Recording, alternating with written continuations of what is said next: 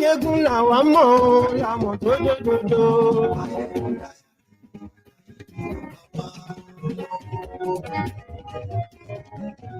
Maiyegun làwa mọ̀ làmọ̀ tó dòdòdò.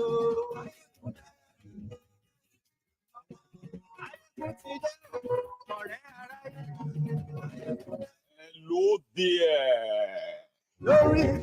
So good morning to you, good afternoon to you, and good evening to you from wherever you are joining me from. It is Maiyegun Live and the usual continuation of our reading, possibly the conclusion of the reading, Why We Struck. So if you are up this morning or you are just in the middle of your lunch, you can still get on with whatever you are doing, okay? Just kind of like put this, you can play this or listen to this in the background. That's the point. So share the broadcast, invite your friends, invite your not so friendly friends. Just tag who should be tagged. And we'll start soon.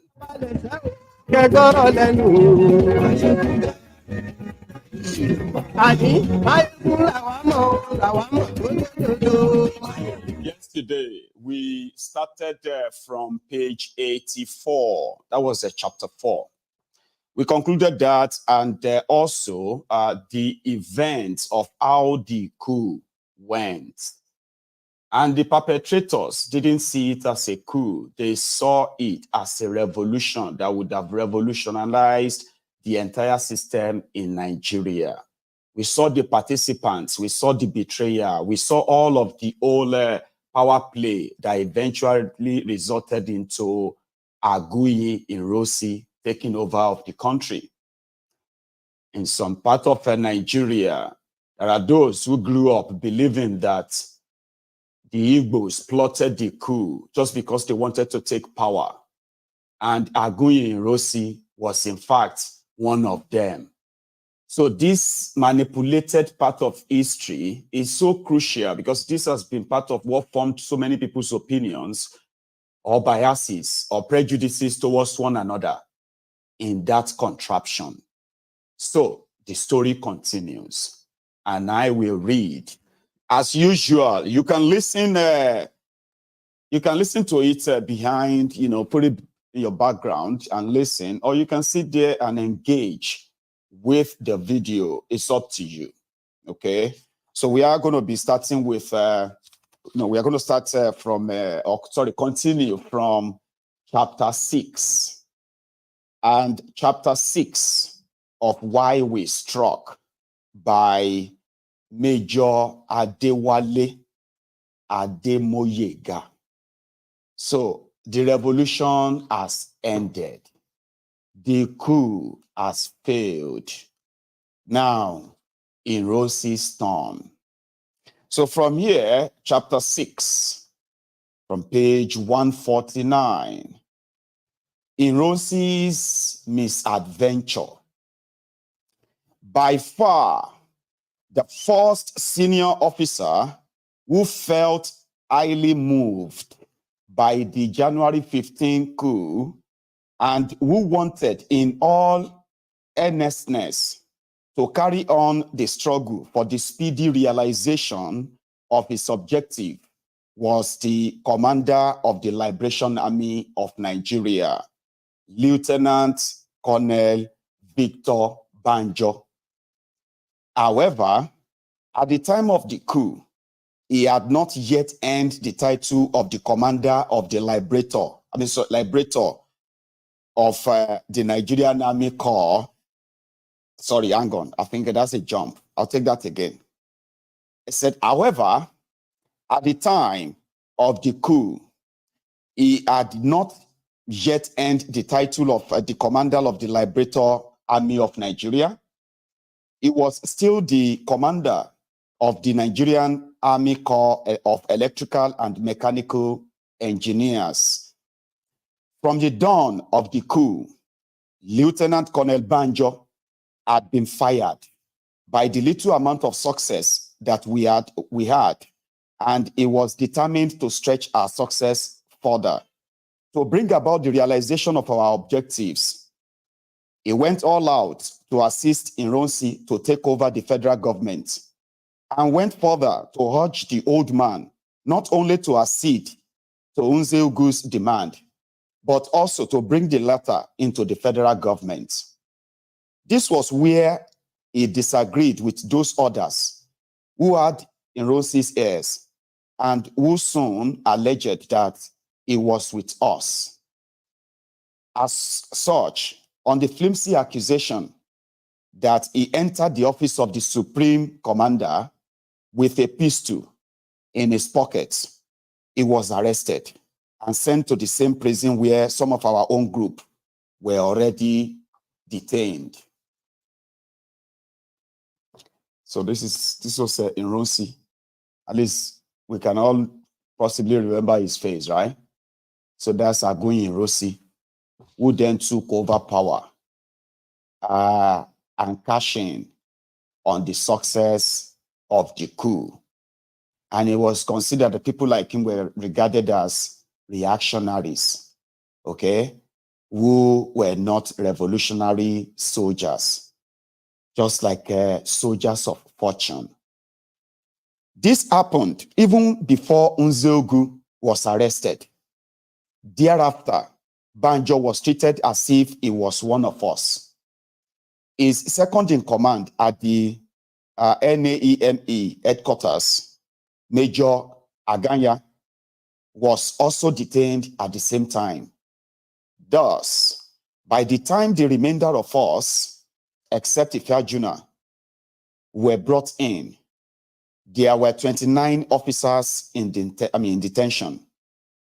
These included Majors Nzeogu, Anuforo, Shukuka, Onwatuegu, Okafor, and myself. Captains Nwobosi, Bulie, Captain Oji, Captain Adeleke, Captain Ude, Captain Udeaja, Lieutenants Oyewole, Lieutenant Ezedigbo, Lieutenant Okafor, Lieutenant Okocha, Lieutenant Anyanfulu, Lieutenant Okaka, and Lieutenant Amuchenwa. Second Lieutenants J.C. Ojukwu, Unguluka, Olafemihan, Nweke, Ejiofo, Egbiko, Igweze, Onyefuru, Nwokocha, and Azubogo. Our detention was for taking part in the revolution. Also in detention were Lieutenant Colonel Banjo and Major Aganya, both of whom had not taken part in the revolution. Over 100 other soldiers were detained with us. Practically, all of them are taking part in the revolution, but no one of northern origin who took part in the revolution was arrested or detained. It was the same attitude that was adopted towards the northern politicians. Those NPC ministers detained by Nzeogu were promptly released and were never rearrested. At the same time, various categories of politicians of the NNDP and the NCNC in the West and in the East, respectively, were detained and were not released till Ironi lost his place. Some months later, when allegations of tribalism and sectionalism were mounted against us and abuses hurled at us, no mention was made of any northern officer or men.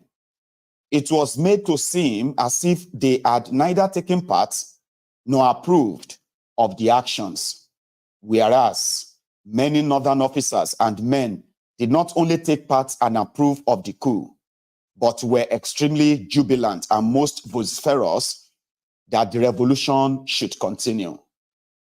Those of us who were ushered into the prison cells were later disillusioned with the result of our years of anticipation, months of planning and painstaking preparation, and days of sleepless activities.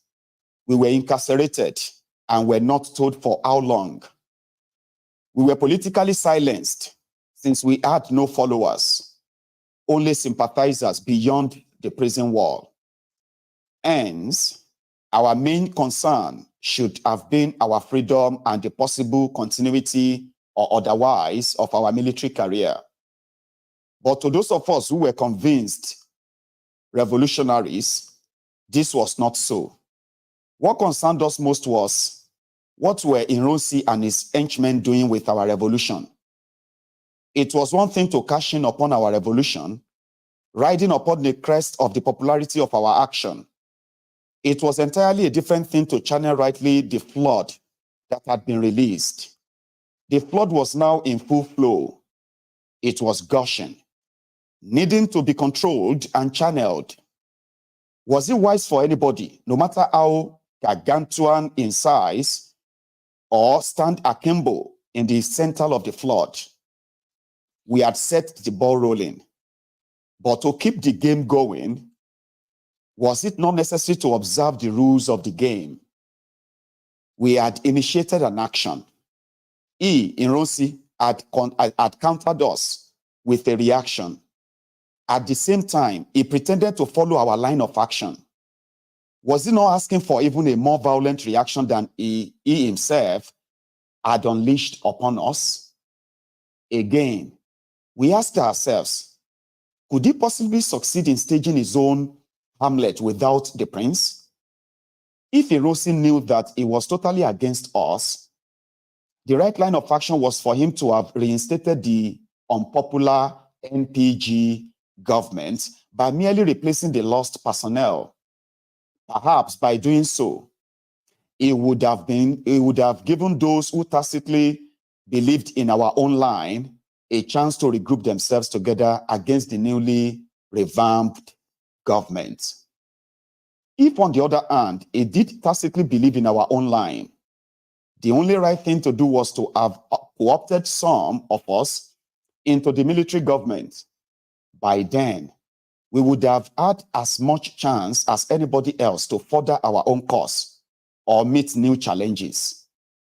As it were, while he pretended to the world that he had reached an agreement with us through Unzeogu, he locked us all up and placed a seal of secrecy on our whereabouts. But for how long would this succeed in riding upon our back? For how long would the true reactionaries who had felt humiliated by the success of our revolution continue to tolerate the shilly-shallying of this old soldier? Our regular efforts of appraising the situation and thinking together were soon abruptly shattered. By the opening days of March, a dramatic move was made to separate us. Every night, a couple of police vehicles reported to the prison gates and took a couple of us away, silently without any information whatsoever, to the remainder of the group. Only inside vehicle would each officer be informed of his new detention prison. So it continued for about 2 weeks. At the end of the exercise, we had been scattered to various prison locations in the west and in the eastern regions, but mostly in the latter. I found myself in Uyo prison. I was the only military personnel detained there, but there was a political detainee, Dr. Mbanugo, a medical practitioner and a very prominent member of the band NCNC. We started sharing life together until suddenly, after a couple of weeks, I set my eyes on Ifeajuna. Of all people, it was our regrouping since 3:30 on the dawn of that January 15. Ifeajuna soon told me the story of his escape to Ghana, of his reception over there and his eventual repatriation to Nigeria. He made many apologies for leaving us in the lodge. He expressed his confidence that Ironi would soon be overthrown. Yes, indeed, I said. But where were the forces of progress to make the next move in our favor or in the line of our revolution? He did not know exactly where such forces were. but he felt quite sure that the next move would still be progressive. This infuriated me. It seemed to me as if, having seen that it was wrong, he did not want to admit that the result was extremely grave and hopeless. However, we got on well. We got on very well together and played a lot of games until one morning when the whole matter arose again in our discussion. He still expressed the same optimism, and I did not see how he came about it. Dr. Mbanugo came to separate us as soon, and soon the prison superintendent and staff were around. We were both calmed down.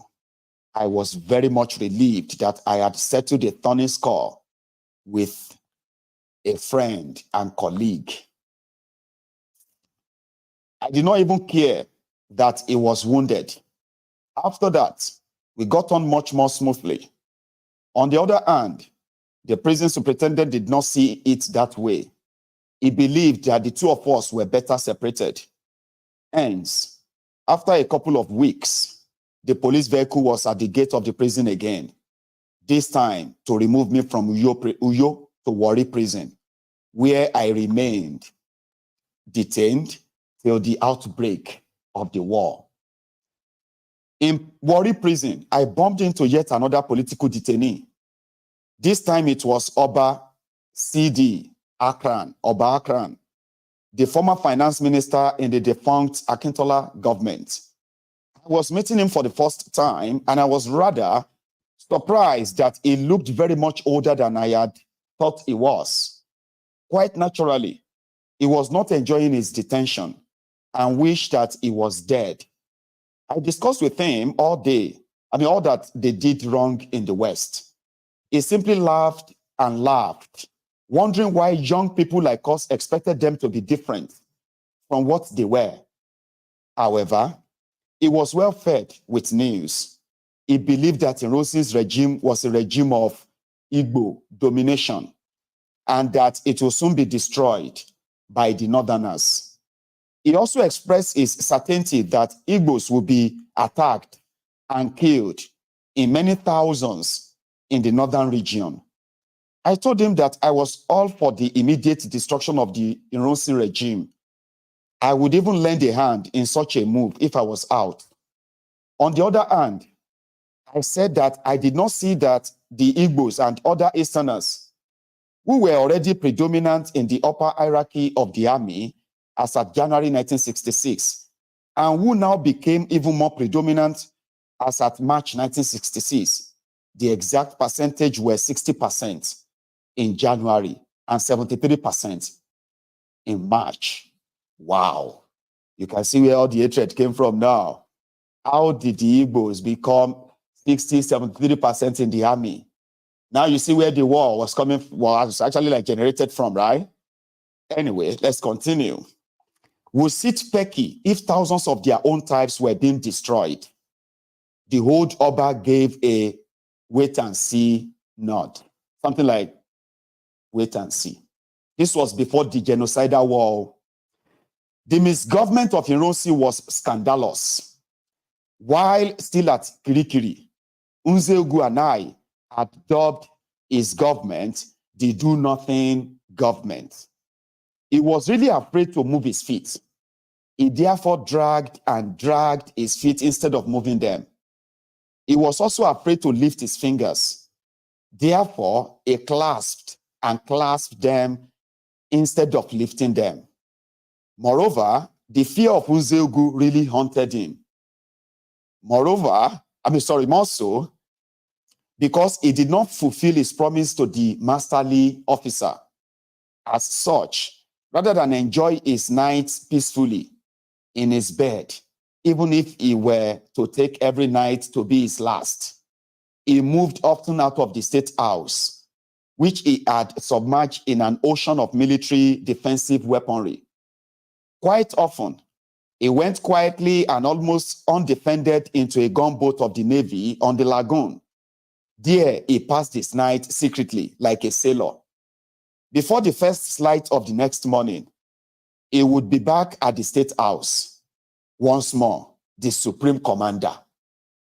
While Ironi was thus fully engaged with his nocturnal safety flights, he had little time to consider the safety of the nation, which he had taken upon himself to govern. It happened that even detainees knew it well in advance that Nigeria was being wetted with petrol for a terrible conflagration, while the commander of the nation, who lived in his armored tower, knew nothing about the wetting and did nothing at all to prevent the burning.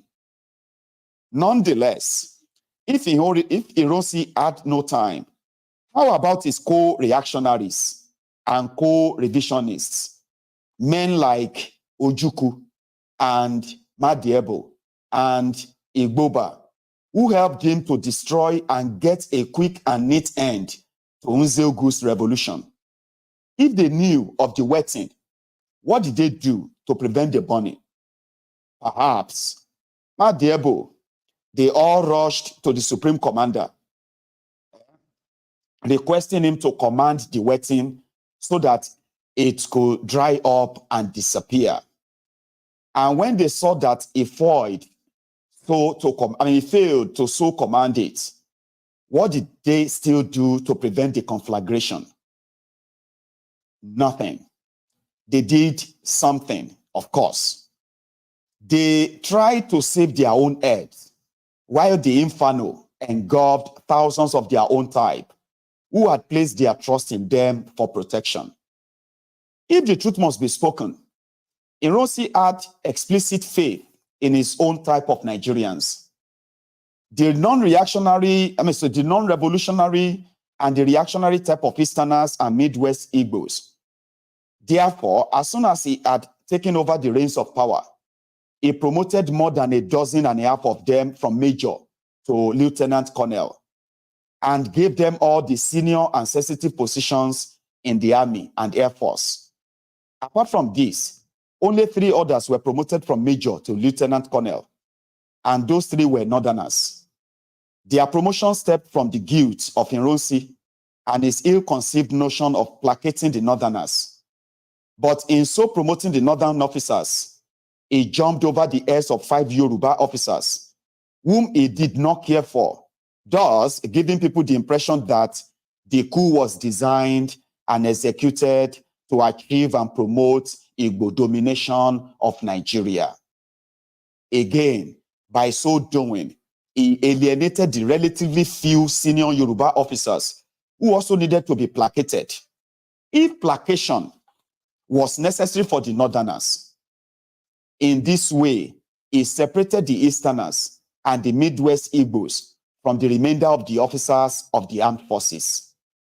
Therefore, in the trouble that followed, the Ironi's type did not receive the sympathy of the others. To the utter disappointment and chagrin of Ironi, his strategic officers did nothing to save the nation from the impending doom. Even though they saw it plainly coming, they stayed put, each one expecting a command from the Supreme Commander until the doom came. So it happened that on May 29, fire swept through many cities of northern Nigeria, taking tolls on thousands of Nigerian citizens, not only Igbos, but also on Yorubas, Efiks, Anangs, Ijos, and so on. The fire was let loose by the machination of the NPC politicians, the relicts of the NPC oligarchy that had been swept out of office on that January 15. They claimed that the riots were a practical protest against the over-centralization of government by the decree number 34 of May 24, 1966. If it was so, it was a shame that Azan government in the north did not act promptly to halt the riots. Instead, his government both connived with the rioters and tacitly supported them. This was made evident by Azan's refusal to use troops to prevent or suppress the riots. And when a unit commander like Major Shua used his initiative to suppress the riot in Kano and prevent them in Katsina, he was roundly reprimanded by Azan and made to withdraw his troops, with the effect that the rioters even had freer hands to run down their victims. A government which sanctions disorder is not worth its salt at any time.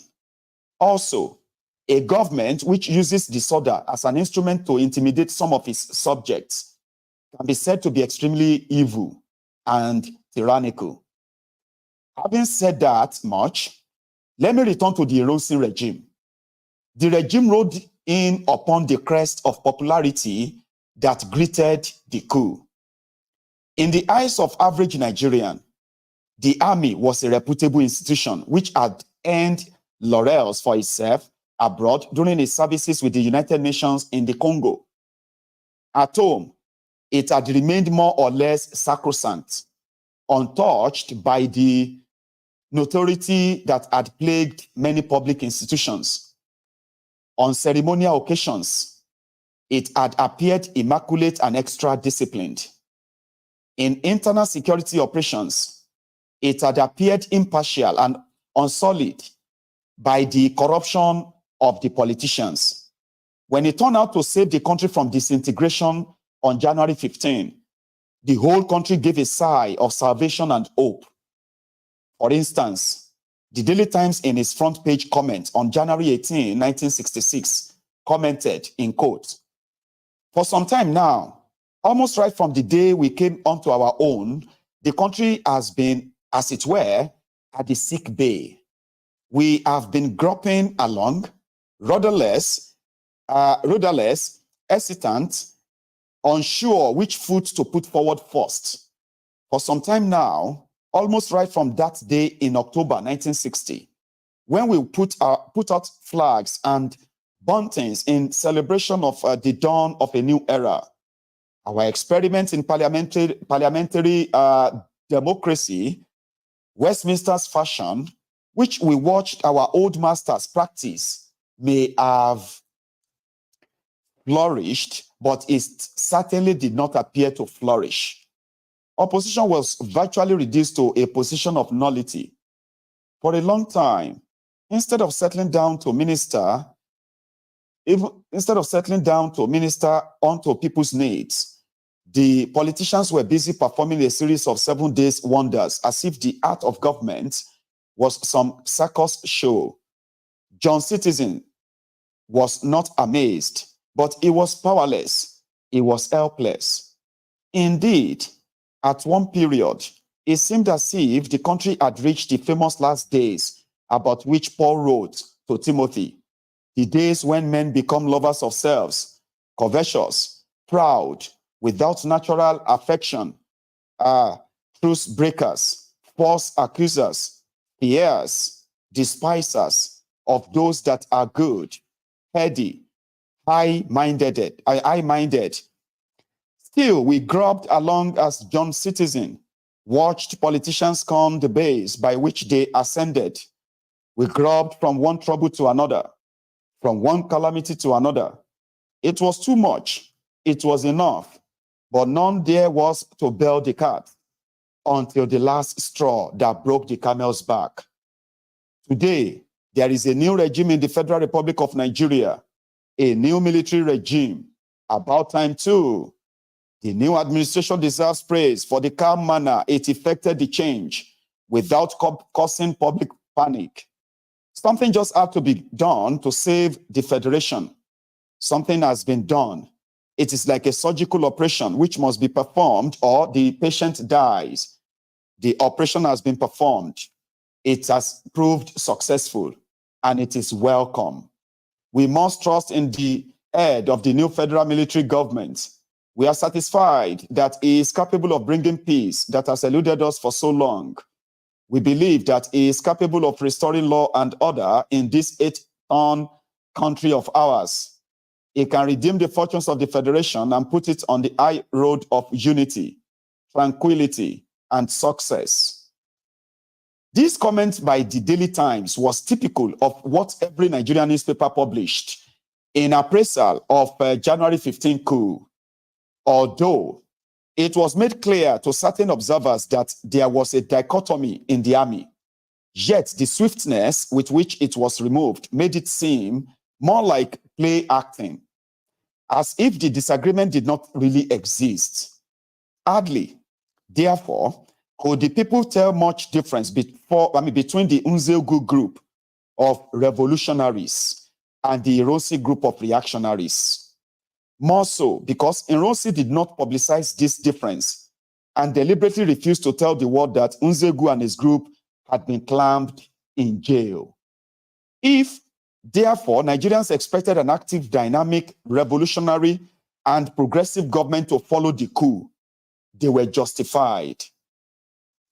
Nzeogwu had declared a martial law which made politicking punishable by death. He had put a few politicians in detention to cool them down. The public expected him to stand by his own law and enforce his will, but he was totally removed from the stage. It was left for Ironi or his henchmen to show that they understood the essence of military power. This they failed to show. And this partly accounted for the breakdown of law and order 4 months after the people had waited in vain to see his show of military power. Now, the necessity to break down the size of the regions had been squarely realized by us. We actually made it as a priority task. If the whole country had been immediately won by us, it would have been the first surgical operation that was essential for the survival of the country. Ironi took over our hard-won power, but did not take over our plan. It did not take over our appreciation of the situation. It did not take over our appreciation of the situation. It did not take over our promptitude.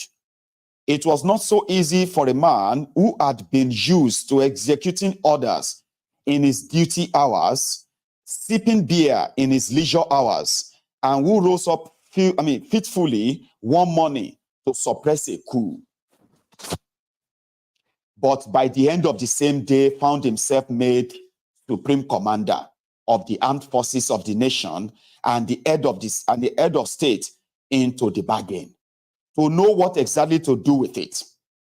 This was why Ironi, suddenly finding himself at the pinnacle of a glory that he did not create, also suddenly found himself at sea, and as if to prove this point, he literally started to go to sleep almost every night at sea. Meanwhile, the nation kept on expecting him to lead them in the right direction. It was because he failed to do that that people went against him. Another important point was that we removed the politicians because we were convinced that they were evil. We did not favor any side. We did not seek to wear the garb of any political party. This we knew for sure. Ironi, on the other hand, surrounded himself with a particular tribe and chose the political policies of a particular party. That tribe was Igbo, and the party was the NCNC. He could not see that this kind of situation called for the balancing of ideas, principles, and personalities. Just as the Balewa government of the NPC blindly and exclusively pursued the policy and principle of the NPC oligarchy, so did Ironi, now in the saddle of power, blindly and exclusively pursue the policies and principles of the NCNC elite. This made utter nonsense of the military takeover, and the people did not delay to tell him so. The idea of unifying the nation and abrogating federalism was the work of Ironi and his ill-motivated advisors. It had nothing at all to do with the aspiration of the revolution of January 15. I say this most emphatically because I formulated the principles and policies of the revolution together with Nzeogwu in those months that we lived together in the north. Even before Lawson of the Nigerian Army Electrical Mechanical Engineers, NAEME, came to ask me quietly in August 1965 if I actually agreed with the revolution ideas being expressed by Unzeogu, I told him that I did not merely agree. I formulated those ideas together with him. If Irosi's advisors, many of whom are still alive today, were really nationalistic or even rational and politically healthy, as they claimed they were, why was it that they did not advise Irosi to release Shifawolowo, Enahoro, Jakonde, and other political prisoners of the Balewa government? If he had done that, the West and Midwest would have identified with his regime. Instead, he sought for and got only the approval of the Easterners and the Igbos of the Midwest. This particular point he did clearly dramatize by his partisan approach to promotions and appointments, both in the civil as well as in the military services. Finally, how did anybody aspire to rule a nation without politics? If Irosi had succeeded in doing so, it would have been a precedent. The January 15 revolutionaries would never have ruled this nation without politics. From the outset, we could have organized our own mass movement, which would have clearly defined our ideologies and publicized them and propagated them successfully.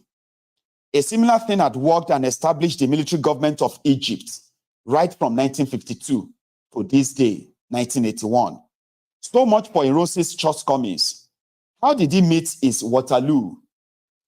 Very simply, having been scared to death by the May riots, he summoned the natural rulers from every part of the country and told them that his measures to knock the country into one was temporary and that he meant to govern through constant consultation with them. Like the old soldier that he was, he recalled that such a system worked very well under Lord Lugard from 1914 to 1920. Irosi had not yet returned to Nigeria from Burma in 1946 and therefore was not aware that the system had broken down that year. The natural rulers naturally agreed. While they started toasting themselves and swearing to be brothers in arms, the soldiers in their barracks were cleaning their weapons and filling their ammunition pouches to bring Irosi's misrulership to an end. Thus, by about 1800 hours, that is at 6 p.m., in certain military units, perhaps not in all, of the South, some Igbo officers and NCOs distributed weapons among themselves in preparation, as they themselves later explained, to counter any move by the northern officers and men to stage their own coup against Irosi. From available information, this happened in the military hospital, Yaba, and possibly in the garrison at Abeokuta.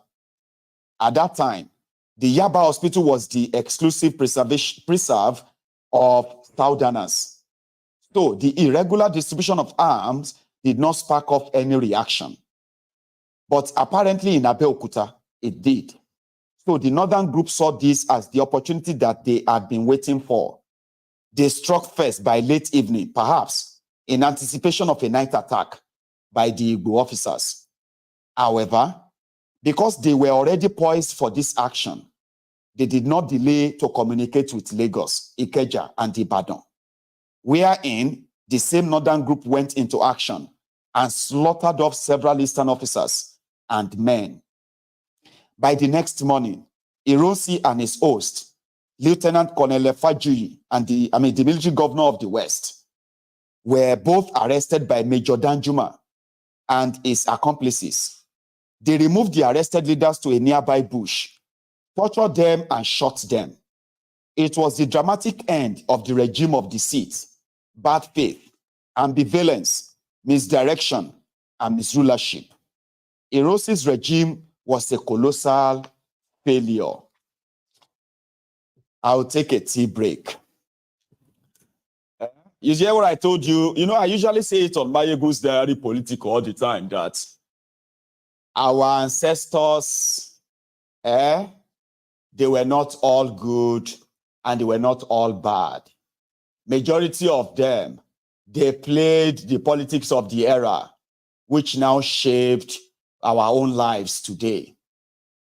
I said, if you dig into history, and you dig into history because you just want to inherit the hatred. I mean, I am reading here now that the hatred for one another in Nigeria, it existed right before like 1960.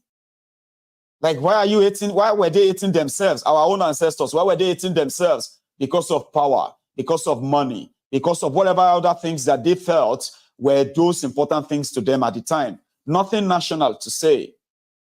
And that's why when you read history, you have to try and learn from history by being better, being rational, and never to make the same mistake made by our own ancestors. But there are so many people who have become prisoners of history today. They are carrying out and carrying further that hate to justify, and they quote all of these past events as well to back up why they will continue to hate themselves. I call those people the prisoners of history. Well, the only thing you should be learning from history is to what? Never to repeat the same mistake they made. But here you have everything laid bare. That is chapter 6. We're going to go now to chapter 7. So this reading is going to last us, it's going to last for like about 2 hours. That is the first 41 minutes of it. So then, the last hour of this is going to be your reaction when the line is going to be opened. Okay? So let us continue. Gowon versus Ojukwu. Although General Ironi had been swept away by the morning of July 29, 1966, the counter-coup of the northern officers and men did not end there. It continued to sweep away more and more officers and men from the east and Igbo-speaking parts of the Midwest. In Kaduna, Zaria, and Kano, it started late on that 29th and continued unabated for 2 days. By July 31, the victims had either fallen or had run away from their stations and were finding their ways back to their hometowns and villages. In Lagos, at the Supreme Military Council, which sat on the 29th, only Lagos members were present. Brigadier Ogundipe, the next in command to Ironi, could not assume the control of the army and of the nation because a northern sergeant said to him, "I do not take orders from you until my captain comes." It was the height of the insolence from an NCO and a rude shock to an old soldier of a brigadier's status. Probably, soldiers obeyed orders most religiously. If he wanted disciplined junior ranks, he should have worked hard on that since the army took over government. After all, he was a member of that government. Brigadier Ogundipe was the second in command to Ironi, but he maintained a low-key participation. He should have contributed both militarily and politically to the successful running of Ironi's government. Militarily, he should have seen to it that the army was revamped and rendered more patriotic and more nationalistic. In order to cope with his new role as the ruling arm of government, he should not have left such an extremely delicate and onerous task to the imagination and machination of Lieutenant Colonel Gowon, who was then the chief of army staff and was known to have been an instrument in the hands of vengeful reactionaries. Politically, Ogundipe should have effectively influenced Ironi's regime to render it more national and less sectional in outlook to ensure its nationwide acceptance. It had been alleged by Maiyegun in his book, page 31, that Ogundipe simply busied himself with the reallocation of residential quarters that were vacated by politicians. If that was true, then it amounted to gross irresponsibility and insensitivity to the greater task of nation building. This inaction must be seen more as a personal failure than a deliberate act of negligence. It belonged to the colonial group of officers and had the reputation of being supercilious, disinterested, and conservative. If the general could not take over the reins of power, the next military officer to him at that Supreme Military Council in Lagos was Lieutenant Colonel Gowon, who had been the chief of army staff under Ironi. Gowon was sent from the council, then sitting at the police headquarters, to bargain with the mutinous soldiers and find their terms for settlement. Up till that moment, Gowon pretended as if he did not know what was happening. He left the meeting and made his way to Ikeja barracks, where there had been an open clash between troops that were loyal to Ironi and the perpetrators of the counter-coup. As from the moment Gowon got to the Ikeja barracks, events took a new turn. From then on, he ceased to be the chief of army staff for Ironi, and metamorphosized into chief of the rebels against Ironi and became their spokesman. But now, with whom was he to parley when he himself was the pivot on whom Ironi's army turned? Now that he had turned coat, Ironi's army had vanished. For Ogundipe had backslid, and all others who had survived the atrocities were scattered all over the place. There was nothing left except Gowon's new rebel army. This Gowon knew and saw very clearly. His only problem was, how now could it be made legitimate? The nearest and quickest answer to this question had been on the lips of many northerners. Araba, meaning secession. They had shouted for it in May and had it in their minds ever since. Now was the time to make it a reality. Was there anybody in their way? Certainly none. Was there anything to stop them? Yes, self-interest. Who could use this to stop them? Their friends, especially the international ones, the British and the Americans, and of course, some faithful Nigerians who still believed in the continuity of the nation. How did it happen? In those crucial days when Gowon had become the head of the rebel army, he made it clear to Brigadier Ogundipe that his group wanted nothing short of secession of the North from the remainder of Nigeria. The latter had nobody else to tell it to, since the West was already devoid of a ruler, and Azan of the North was already privy to the will of Gowon's rebel group, except Ojukwu of the East and Ejo of the Midwest. Ojukwu, who had barricaded himself at the police headquarters in Enugu, quickly agreed that the North should be allowed to secede. Ejo could not resist the idea either. So the brigadier gave the green light to Gowon that the North was free to secede. It was yet July 31, 1966, and Gowon was being groomed up to make his broadcast to the nation the next day. It was at this junction that things happened very fast. The British had always showed themselves to be friends of the North. It was they who installed the NPC hegemony in Nigeria, and they always stood by it because it gave them all the access that they needed to continue to manipulate the political and the economic growth of Nigeria in their own favor. Because the British had always benefited from our underdeveloped economy and rudderless political setup, they were the first to read tribalism into the result of our highly principled coup. They also read tribal domination into the action and inaction of Ironi. They were shocked and jolted by the success of our coup and were quick to send in men and materials to awaken the NPC oligarchy to their loss of political power and to help them organize a fight back. Now that the military advantage has swung back to the north, the same British were quick to point out to them that it was the north that will suffer if they succeed, because the wealth of the nation emanated mainly from the south, and also because the north is landlocked. They also impress it on the latter.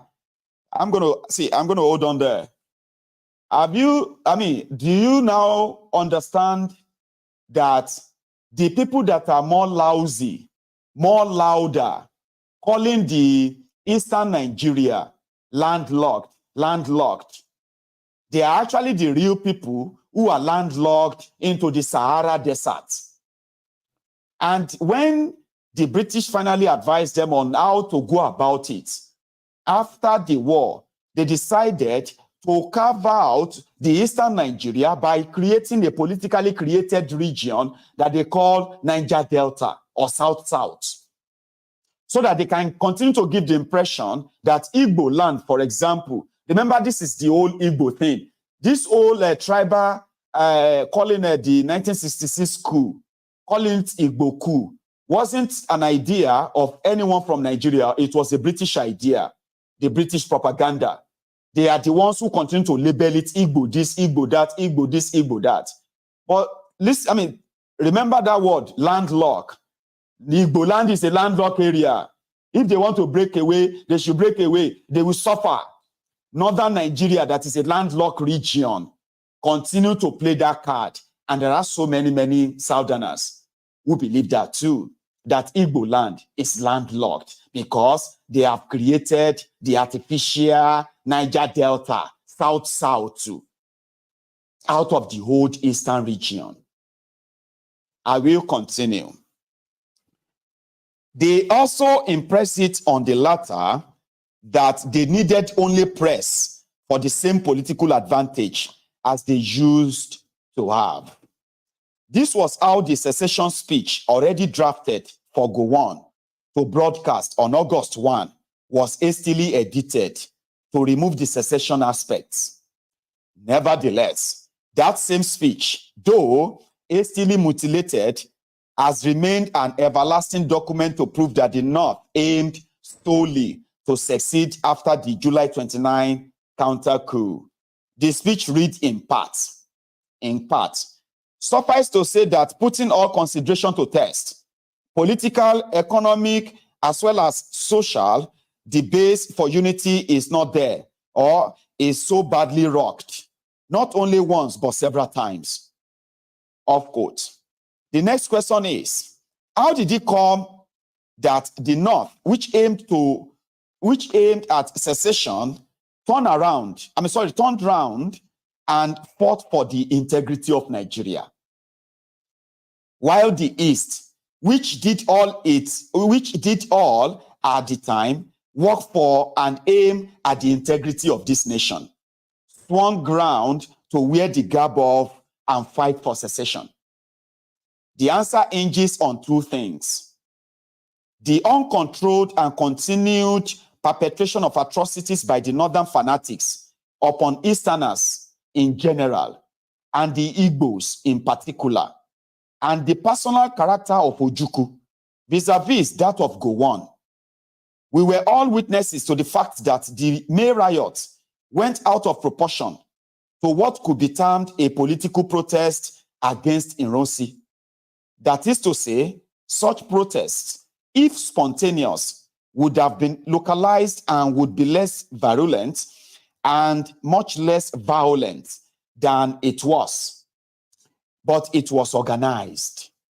Those who organized the riots knew in their hearts that they were sponsoring the utter destruction of Nigeria. But then they convinced themselves that that was exactly what they wanted: the destruction of Nigeria and the emergence of a separate northern state. Hence, the fierceness of the attacks launched first of all on all Southerners. To their amazement, Ironi merely fidgeted instead of launching a counterattack on them. He even sought further to reconciliate them. Therefore, they erroneously believed that the South did not want them to go unless they inflicted on the South such wounds that will be out of all proportion to the demands of the NPC oligarchy. This was the reason why they planned to repeat the atrocities and to stage them at regular intervals until the North was let go. On the other hand, the July 29 counter-coup had done the trick. It had effectively dispersed and scattered Ironi's men. All told, about 50 officers and 130 other ranks had been shot in the counter-coup. The remainder were displaced and dispersed from their barracks. As such, on August 1, 1966, rather than announce himself as a non-Nigerian, Gowon announced himself as the head of state and the supreme commander of the armed forces, no longer the rebel forces of Nigeria. Ojukwu was chagrined. He quickly assembled his civil, military, and police service heads and a few advisors and told them that the East would secede and that he was ready to announce it there and then to the world. Horror-stricken, the service heads recalcitrated. Ojukwu's wings were clipped at home. If it was not exactly checkmate, it surely was the beginning of a full year of preparation for the secession. Now the question is, why did the service chiefs refuse to go along with Ojukwu, seeing that they themselves were witnesses to the atrocities committed in the North against all Easterners, and the Igbos especially? The answer is simple. Ironi delivered to the Igbos those goods which they sought through the NCNC. Hence, they found the continued unity and development of the country acceptable. In this case, Ojukwu himself stood solidly behind Ironi. This was one of the reasons why Ojukwu removed Azikiwe from the vice chancellorship of University of Nigeria, Nsukka, since the latter failed to act in the way that Ironi had done when he, Azikiwe, seemed to have had a chance between December 1964 and January 1965 during the national political crisis. It was also for the continued unity of Nigeria that Ojukwu accepted the effect of May riots with the stoical mildness. He appealed to his people for calm. He washed their wounds and rubbed some balm on them. He encouraged them to go back to the north. Within 4 weeks of these atrocities, he was ceremonially installing the Emir of Kano, Alhaji Ado Bayero, as the Chancellor of the Nsukka University. His speech on that occasion revealed the frame of his thoughts. Ojukwu said, I know that those events have greatly distressed you, as they do all well-meaning Nigerians and friends of Nigeria. We must accept the sad event as a challenge to all who have dedicated their energies to the task of unity for the country. Lives and properties have been lost. Many have been made homeless. Others have been bereft of their loved ones. Confidence has been shaken. Fear has replaced faith in one towards the other. These are sad reflections which must remain a source of guilt and shame for all who, by deliberate act of insinuation, were responsible, directly or indirectly, for them. We cannot restore the lives which have been lost, nor the blood which has been shed, but we should not ignore the fact that they have been valuable lives and blood. It must therefore be our prayer that the innocent blood thus shed will be accepted as the supreme purchase price for the solid and everlasting unity of this country and that the event which led to the situation will forever be the worst that this country should experience. Suddenly, Ironi was swept off the stage, and the northern rebel refused to accept the authority of Brigadier Ogundipe, who was the man next in rank to Ironi. They also refused to accept Rear Admiral Way of the Navy and Colonel Adebayo, who was next to Ogundipe. Instead, they insisted on having Lieutenant Colonel Gowon because he was a northerner. Ojukwu saw that this was dangerous for the continued unity of Nigeria. Therefore, he quickly made up his mind that if the North, which was earlier bent on secession, would not go because the power had now returned there, and it would not stay unless the power remained there, the East had no further need to remain in that political association called Nigeria. Logical as it was, Ojukwu did not quite realize that such a political decision could only be implemented by the immediate use of force or by preparing for months ahead. This point was brought home to him by his service chiefs. He could have had his way if he acted promptly and replaced those service chiefs. He would then be organizing to defend the sovereign states, while Nigeria will still be largely disorganized and not yet sufficiently equipped to launch a war on Biafra. If that was the case, a lot of Easterners who were returning to their newly declared nation would have done more harm to Nigeria and helped to disorganize her further. The West, having lost so much through the NPC hegemony, if Awolowo was still in detention, would have opted for our own sovereignty. The Midwest might have disintegrated because the Igbos there would have gone east, while the rest of the region would have gone elsewhere. If that had happened, perhaps three nations would have emerged. The Nigeria would have vanished. Although the reasons given were quite different, it was exactly the same principle which stopped Gowon from declaring Northern Nation that also stopped Ojukwu from immediately declaring his republic. By January 1966, Nigeria had become a nation, a real nation, and not just a geographical expression. But the principle of Nigerian nationhood was yet to be tried and tested. It was this that caused a lot of strains and stresses and culminated in the Civil War.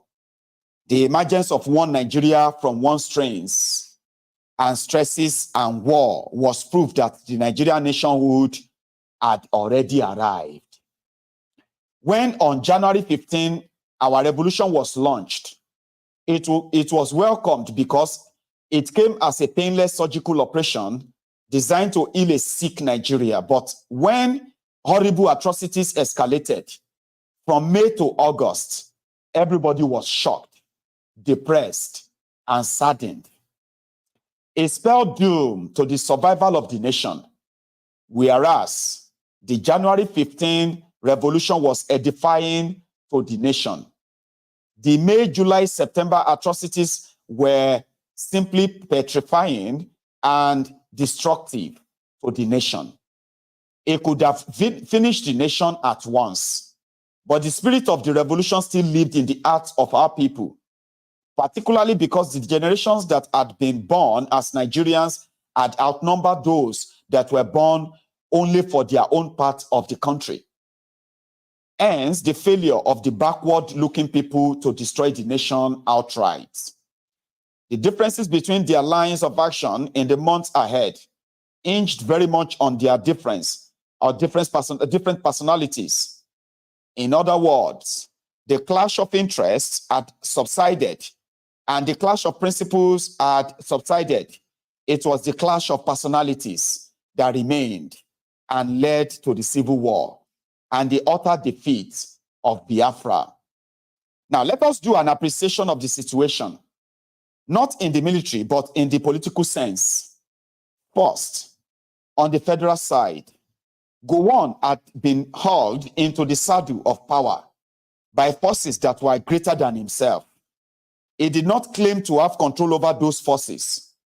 He was a soldier, but neither a soldier statesman nor a political statesman. He was simply an instrument of fate and time. Once in the saddle, he did not pretend to be wiser than his colleagues. He did not pretend to have answers to the problems of the nation. He simply allowed events to shape themselves into his hands. However, he was faithful to his northern masters and was prepared to play the puppet. At the same time, he was conscious that other Nigerians had a part to play in the scheme of things and allowed them to also have a say. This attitude was exemplified by his immediate release of Shifawolowo and his notable followers from prison, and by his release also of such political detainees as Dr. Okpara and his colleagues of the East. He continued manifesting this attitude all the time. By so doing, he greatly contrasted himself with Ironi and Ojukwu and made himself more acceptable to the remainder of Nigeria. Ojukwu, on the other hand, pretended to be a soldier statesman. He arrogated all power, will, decision, and direction to himself. If Nigeria could not be united in the way he wanted it should break up. He, Ojukwu, would have it no other way. Other Nigerians meant little or nothing to him. He could do without them. Ojukwu had decided to cut himself away from Nigeria. His public relationship with the rest of Nigeria got worse. At the same time, he seemed to have ignored the fact that the eastern region did not consist solely the Igbo people. If the Igbos were prepared to go the whole hog with him, how about non-Igbos, the Ibibios, Efik, Anang, Ogoja, and Ijo? In the struggle for Nigeria's independence, the Efik, the Ijo, and the Ogoja people showed themselves as distinct from the Igbos and agitated for the Calabar Ogoja River State, then known as Core State.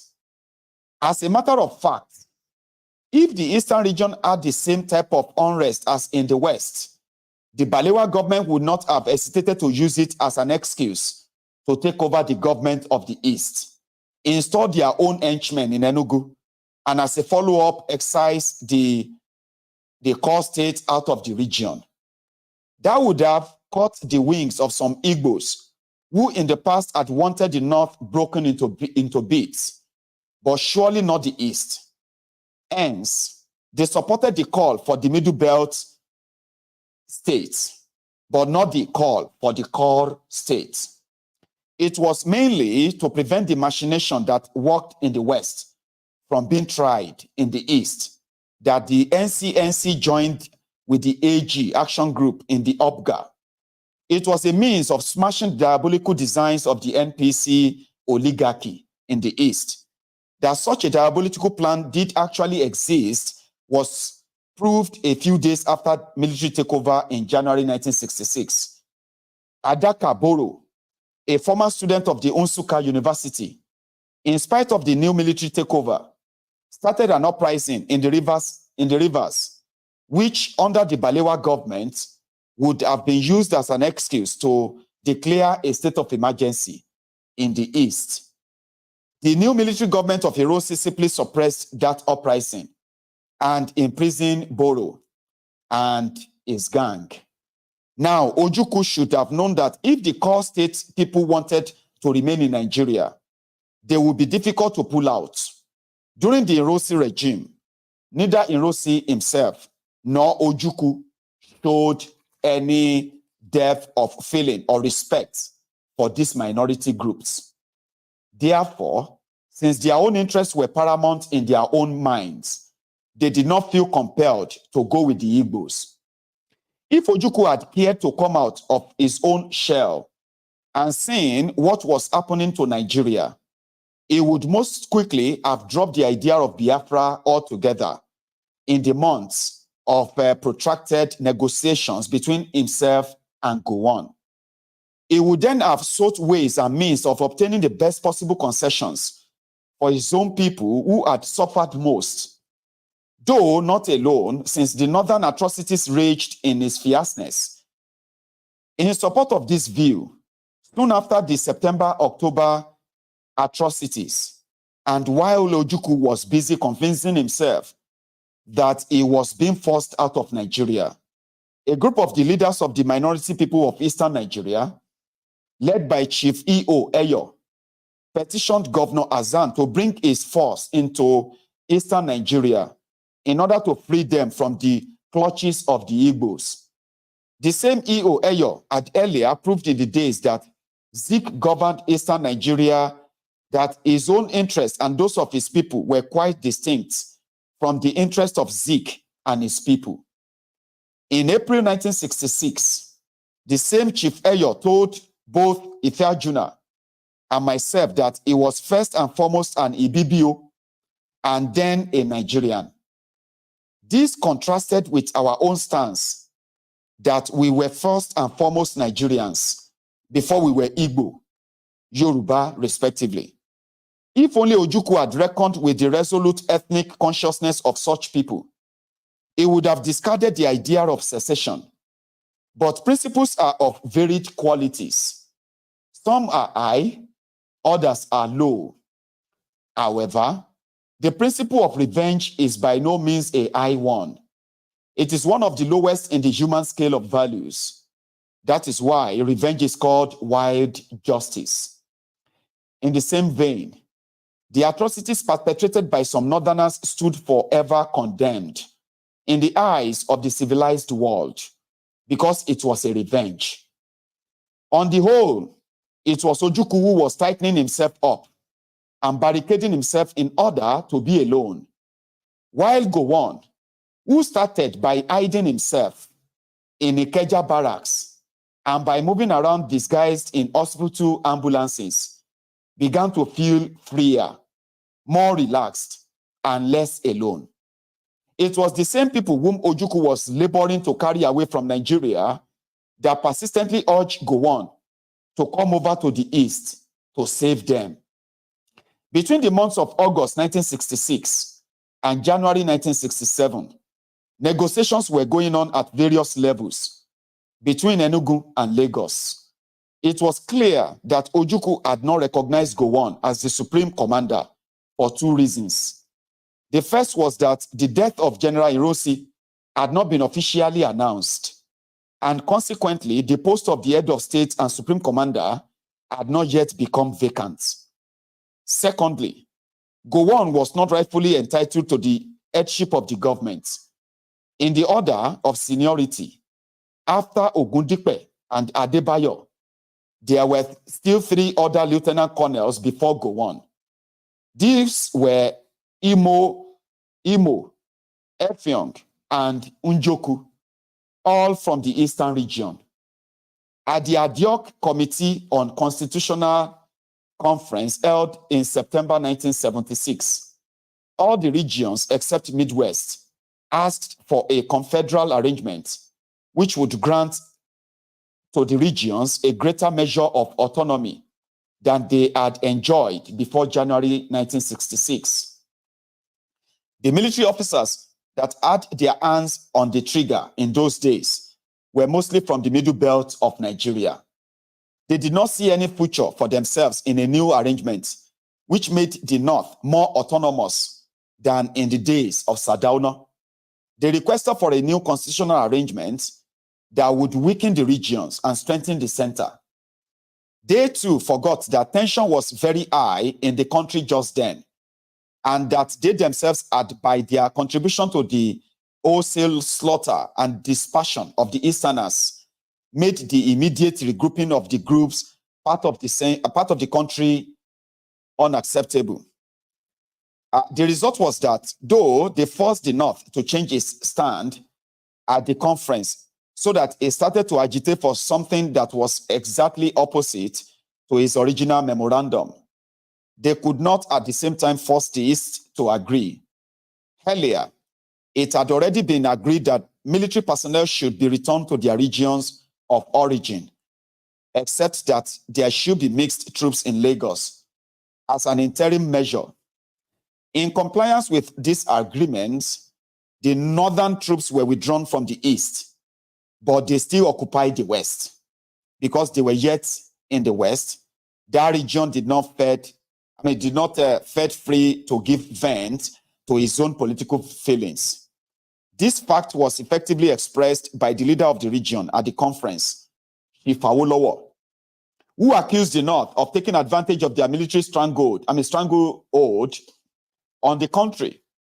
Nonetheless, it was the report of a fresh outbreak of violence and atrocities against the Southerners in the North, especially against the Igbos, that brought an abrupt end to the Constitutional Conference. This time, the violence was so intense and was such a cataclysm that the term pogrom seemed to be an understatement. If any single event could be so termed, it was that September-October pogrom, staged without the northern region, staged throughout the northern region and directed in the main against the Igbos. That made the civil war inevitable. If anything, it made housing, hospital, economic and resettlement problems absolutely intractable in the eastern region. Also, it completely put a seal on the grim determination of Ojukwu to pull Easterners out of the Nigerian fold. All that remained was for him to hold on for as long as possible in order to be militarily ready to face Nigeria after he would have declared secession. In the meantime, he was to use his request for a confederal status as a stalking horse. The meeting of the ad hoc committee on Constitutional Conference was to resume on October 23rd, 1966. But the Eastern delegation did not turn up, mainly because of the pogrom, but also because the northern troops stationed in the West had not been removed, and Gowon showed no inclination of removing them.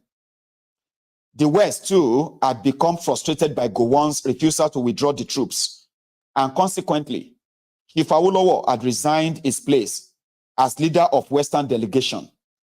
Seeing that the conference was thus collapsing, Gowon turned around and adjourned it indefinitely. There was no doubt that that conference had failed for three main reasons, all blamable on the northern oligarchy. The first was the sudden swing around of the northern delegation, who made a proposal that conflicted with their own original memorandum, especially at a time when such a new proposal could not be entertained, much less accepted. The second was the renewal of the atrocities, even in its fiercest form. The third was their refusal even to honor the few agreements already made since August 10, with respect to the removal of northern troops from the West. It was obvious even to outside and impartial observers that some northerners were hell-bent on having everything their own way. Come will, come woe. Oddly enough, the northerners were asking for a closer association of Nigerians, while at the same time they were mercilessly burning and killing and maiming a good part of the community of Nigerians.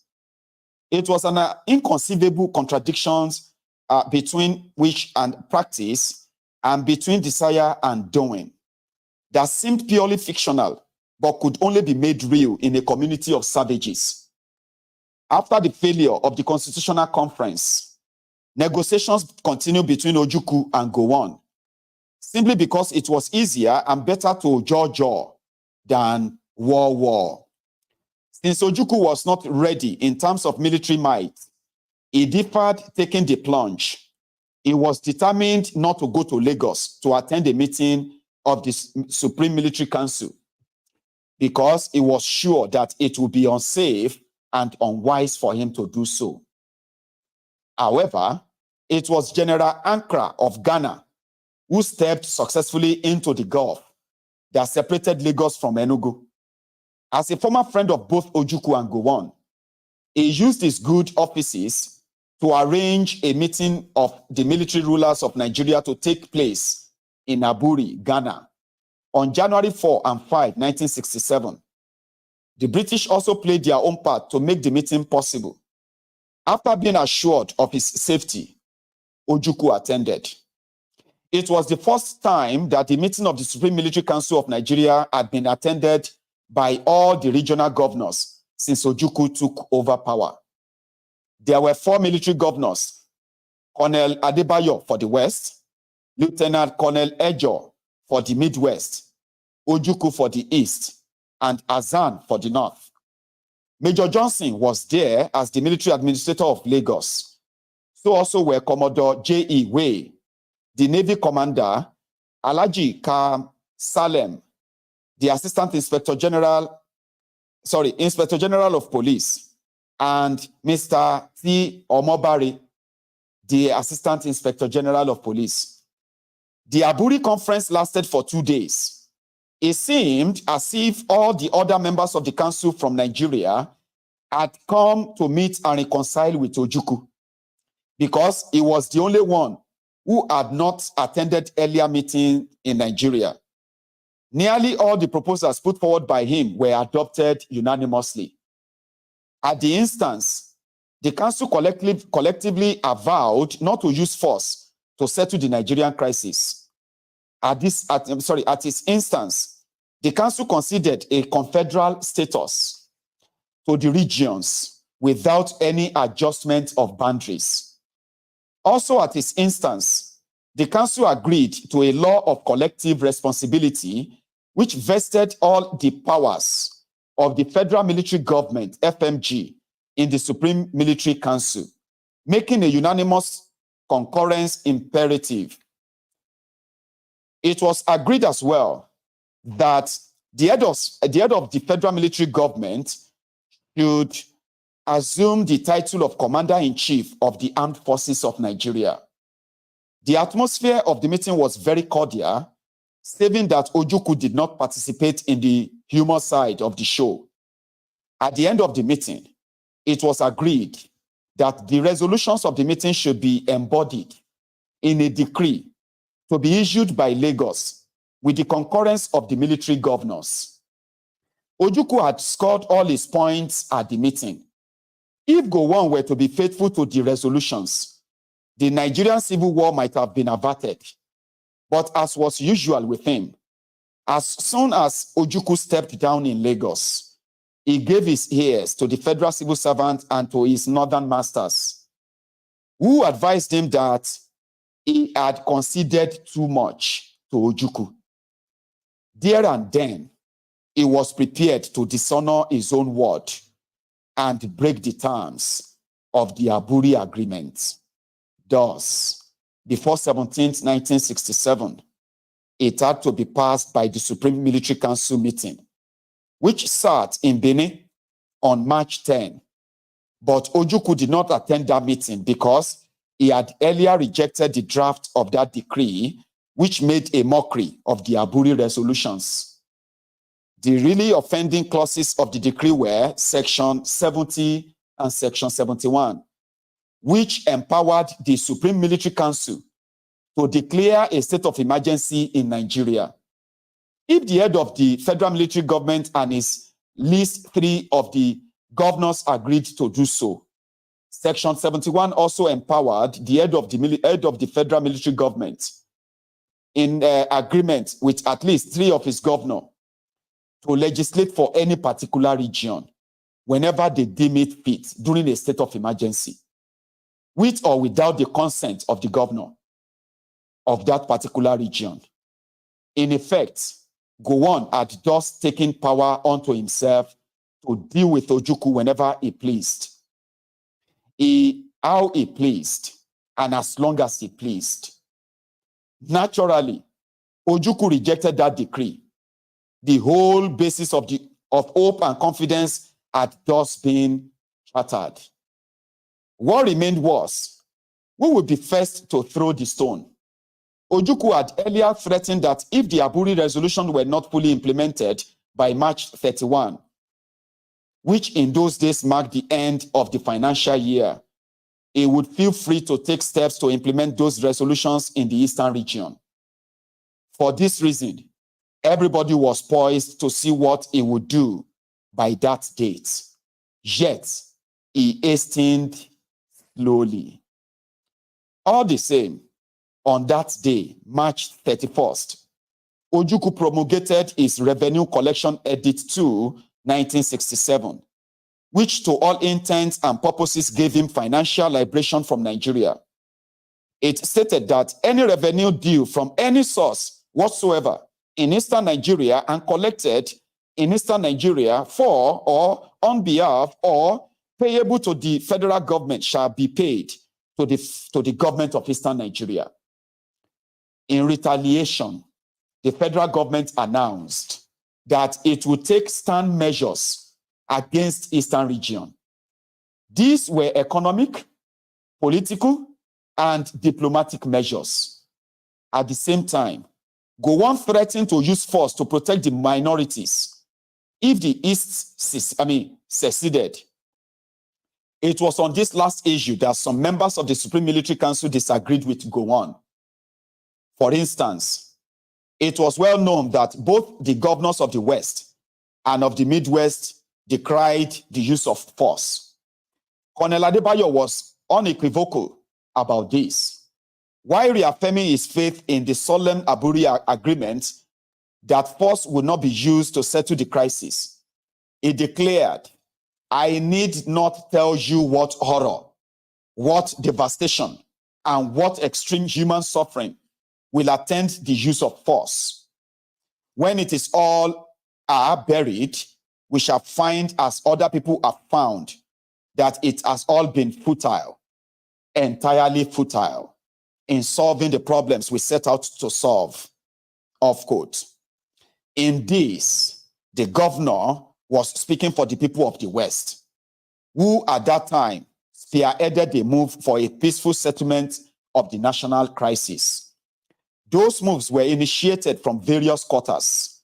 They were epitomized in the suit for peace expressed by Chief Awolowo before a meeting of the Western region leaders of thought in Ibadan on May 1.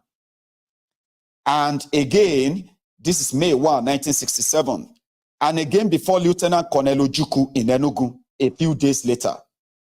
His expression led to the resolution passed in Ibadan on that day, May Day, which, among other things, stated that, in quote, "The West stands for a peaceful solution to the crisis and will not be party to any attempt to impose a military solution or the use of force. 2, the East should be kept within the Federation on a basis which recognizes the mutual interests of all regions, even if it means a constitutional arrangement that is looser than hitherto. 3, if any region secede, the Federation as we know it shall cease to exist, and Western region shall automatically become independent and sovereign." Wow, wow, and wow. We have been told many times that Awolowo helped Gowon to stage the war. We were never told that Obafemi Awolowo, Chief Obafemi Awolowo, after his release from prison, before this war, they actually called their own conference in Ibadan. And they took a stand. They also met with Ojukwu in Enugu. The Yoruba leaders met with Ojukwu in Enugu. And they completely and publicly said they will not be part of any use of force. These are leaders, not military. These are the real political leaders. They have been telling you that they are the ones, they were this and that. There are some Igbos who believe that Gowon's genocide was an idea of Awolowo. May God forgive some of you. Okay? So, in fact, the West, the Yoruba leaders who had no military power or anything, they actually said, the moment the Igbos leave, the Yorubas will declare independence. They did. Anyway, let us continue. And it was a resolution that is actually like a document that is available. May 1967. Let's continue. And also, it is also on record that because of because of the treatment of the Igbos at the supposed constitutional conference of that same 1967, that Gowon later postponed. Chief Obafemi Awolowo also resigned from that. If the northern military that were occupying the western Nigeria were not removed, and the program organized killings of the Igbos that were going on in northern Nigeria were not stopped, he resigned. Let that be also on record. He resigned from that conference, that this conference is useless. But let's continue. These resolutions caused a stir in the north, where the leaders of thought reacted forcefully, urging Gowon to deal ruthlessly with the intransigence of Ojukwu. They also declared that the North was irrevocably committed to the creation of states in the North as a basis of stability. Whether or not states were created in the other part of the country at the same time. They also supported the idea of a return to civil rule by 1969. It was these northern resolutions that exacerbated the situation, setting Gowon on his irreversible course of using force on the East in the event of secession. The final stage was that when the Eastern Region Consultative Assembly and the Advisory Committee of Chiefs and Elders met in Enugu on May 27, 1967. They adopted a 7-point resolution which mandated Ojukwu to declare at the earliest practicable date Eastern Nigeria a free, sovereign, and independent state by the name and title of the Republic of Biafra. The die was cast. The same day, Ojukwu replied by a broadcast in which he declared a state of emergency throughout Nigeria. He personally assumed the full powers of federal military government and of the Supreme Military Council throughout the period of the emergency. He banned political statements in the press, radio, television, and in publicity media. He also banned political activities entirely, empowering the military and the police to deal summarily with offenders. At the same time, he announced the promulgation of Decree number 14, which divided the country into 12 states, 6 in the north and 6 in the south. Finally, he appealed to the people to take the newly announced creation of states as the ultimate panacea for the rivalry, fear of domination, and instability that had plagued this country since the early 50s. There was no doubt that by this single act of Gowon, Gowon had pressed the button that united the country behind him. By declaring a state of emergency in Nigeria, especially while Nigeria yet remained one, he had forestalled the anticipated secession of the East, thus rendering such an act, if undertaken, both illegal and rebellious. He had made politics illegal, thus silencing those who would rather that force was not used, especially the West. Finally, he had done for Nigeria a terrible cost in human suffering, deprivation, and calamity. What the revolutionaries of January 15 would have achieved at the cost of very little or no loss of human lives at all.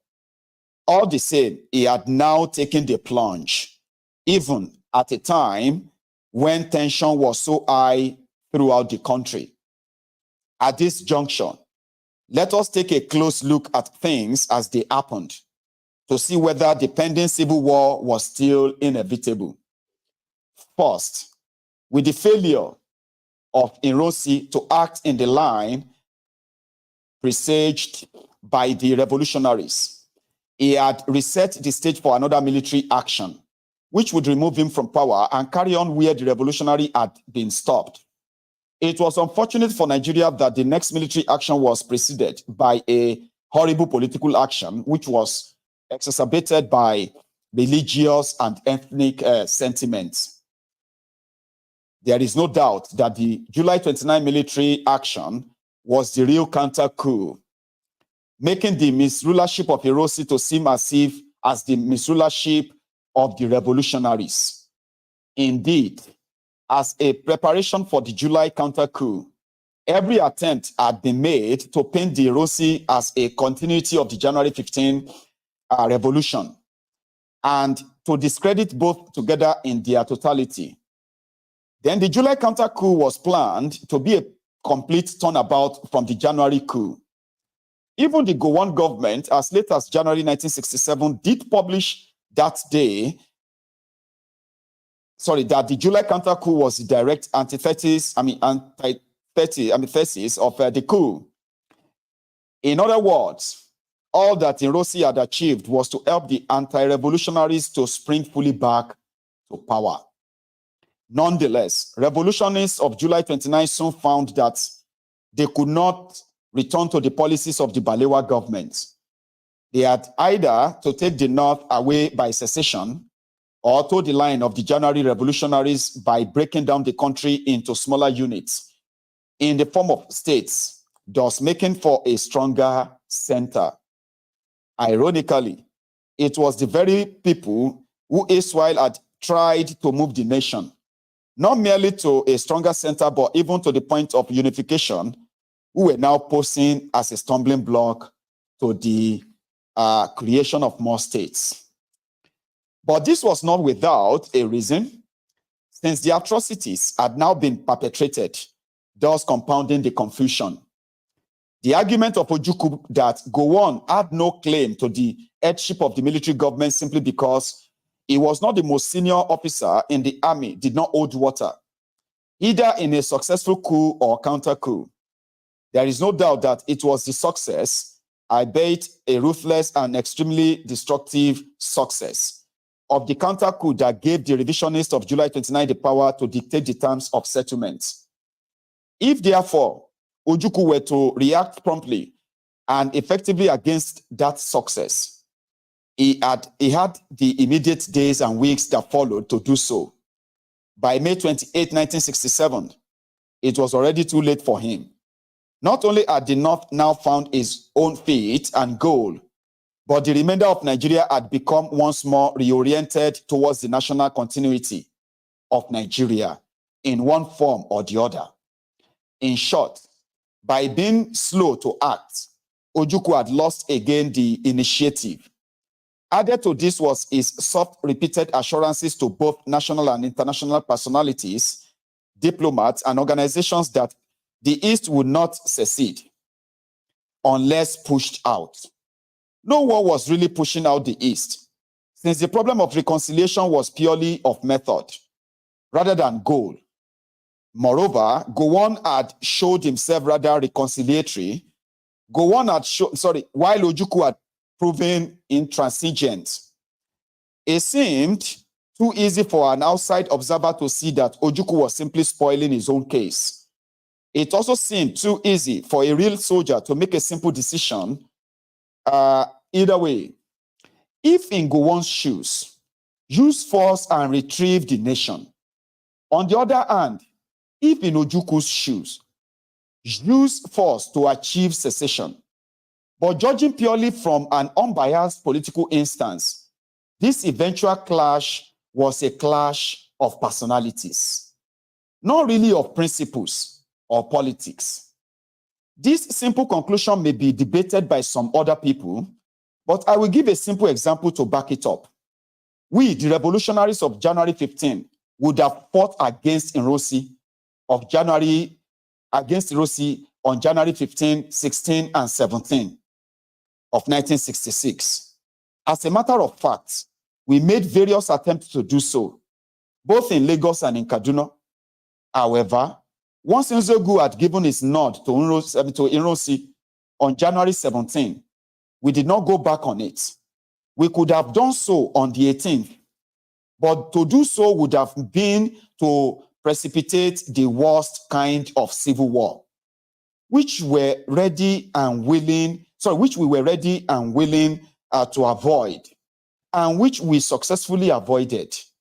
Therefore, both the ambivalence of Ojukwu, both the ambivalence of Gowon and the intransigence of Ojukwu shall remain highly condemnable forever in the annals of the Nigerian history. Now, that is the end of chapter. Man, that's been a long read, though. So that is like 100 minutes of reading so far. That is the chapter 8. Again, if you are listening to me, just not to actually learn from all of this, but if you are listening to me just to look for something to justify your own bias or whatever from this history, to say, yes, I saw somebody when I was talking about Awolowo earlier, when we got to that part. Again, I wasn't like absorbing Awolowo of anything yet.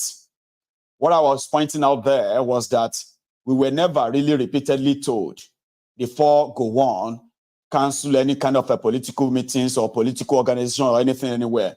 Before Gowon canceled all of that, we were never told that the West, the Yoruba leaders, led by Awolowo, actually had a resolution on this matter. And we said we were never told that the same Awolowo led a delegation in the course of the Wahala to meet with Ojukwu in Enugu. And when they came back from that resolution, their conclusion was, as political, like I said, Awolowo had no soldiers, had no weapons or anything, okay? So just political, all right? Or the elder statesman stuff, okay? So he said, if the East succeed, they will declare independence of the Yoruba nation as well. Like Yorubas will go away too. But Awolowo will get the army to declare Yoruba nation like Ojukwu then. But they still went ahead to make that threat so that the military, just to discourage the Gowon government from going ahead with war or violence in the eastern Nigeria. So I said that part of history is so vital. It should never be buried. It should always be repeated, because these were to show to you that no matter what, or the propaganda that has been used to keep up and put wedge between the Yorubas and the Igbos, right? Sometimes those who did them, they did them deliberately. And if you have a chance of actually reading through the piece of history, you should learn from that history. Don't be a prisoner of it, okay? Or if you are still fighting that, if you are still sort of fighting that in your head for some reason, I may not be able to help you, because that is existing today. I have read part of the history that could have made me mad, that could have made me hate people or hate others from everywhere. But I actually saw it, and I continue to see it as the average, individuals who were pretty much like humans at the time, faced with whatever the challenges was like for them at the time. And most of the time, they took the interest that serves theirs and whatever they believe was right at the time. So if I, as a young descendant of all these people, today is reading all of their atrocities, those who decided right, those who took this part or that part, if I am reading about that today, what I should be learning from it should be that I should never make the same mistake they made. That's the only point. That's the point of reading your history. But if you read it to reciprocate what happened or to revenge this or that, I swear all of us have a revenge against one another. If we begin to look into the roles all of our ancestors played in shaping this Nigeria of today, sure you get, we all have a revenge, probably a revenge to actually like carry it out. It's not just you, in all true essence of it. But that is why when you read your history, the best is to try never to be the prisoner of it. Because it doesn't it's unhealthy. Unfortunately, a lot are repeating that same, they are repeating the same mistakes in that same history, and they are not interested in changing that. And that is why today we still carry that hatred, we carry that animosity, most of them laced with selfishness, personal aggrandizement, and the rest of that. So yeah, when we read history, let us learn from that history, okay? It is not for us to now want to say, oh yeah, it was. You don't even need to argue about history, except if people are trying to manipulate you, mislead you. When you have factual evidence or events, don't get triggered by them. Learn from them so that you can be better and never make the same mistakes made by those men. They are all gone now. I don't think any of them is even left now. But the mess they all created, we are all living witnesses to that. We are all the living victims of it. You don't want your children to also live like this, do you? I don't want my children to live in a hateful place of generational hate created by men who are long dead.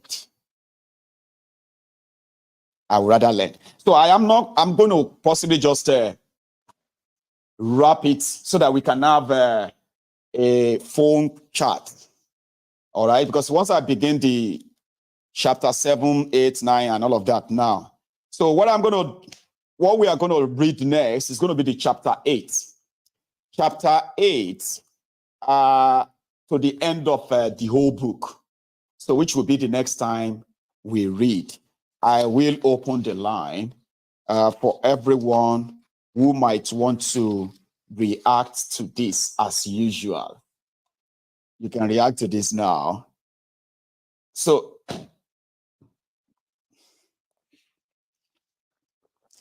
man, it's like my own mouth and all the dryness and all of that is so crazy. Mm-hmm. Right.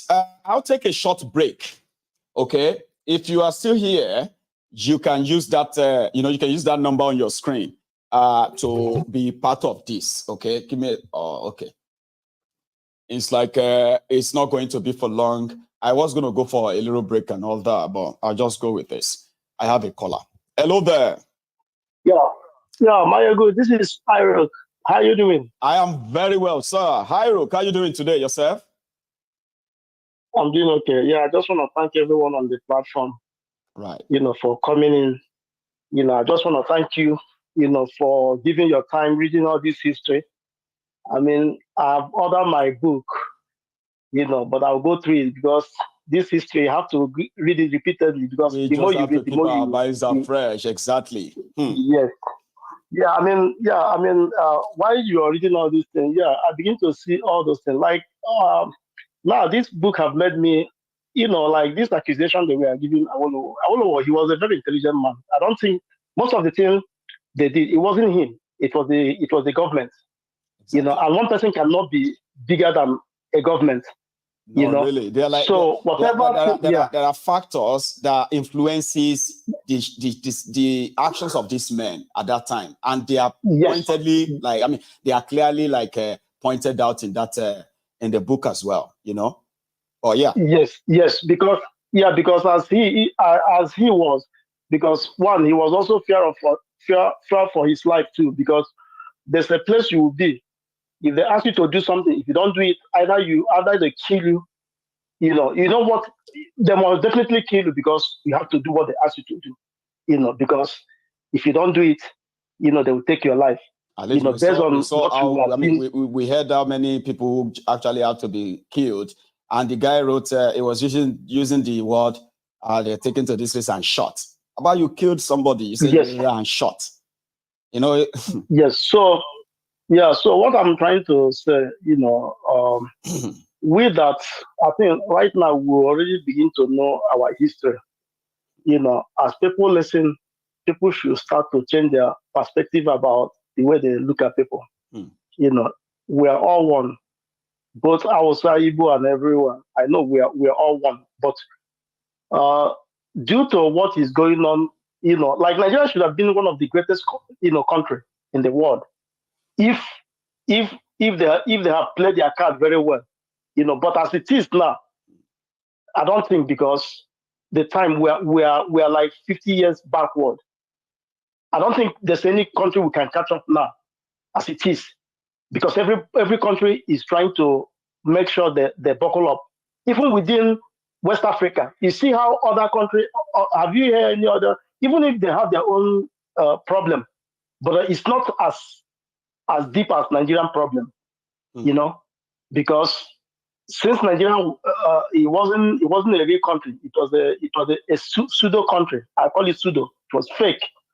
You know, they just created it in order, you know, for the British and the political elite to, you know, use it for their own wealth, not for the people.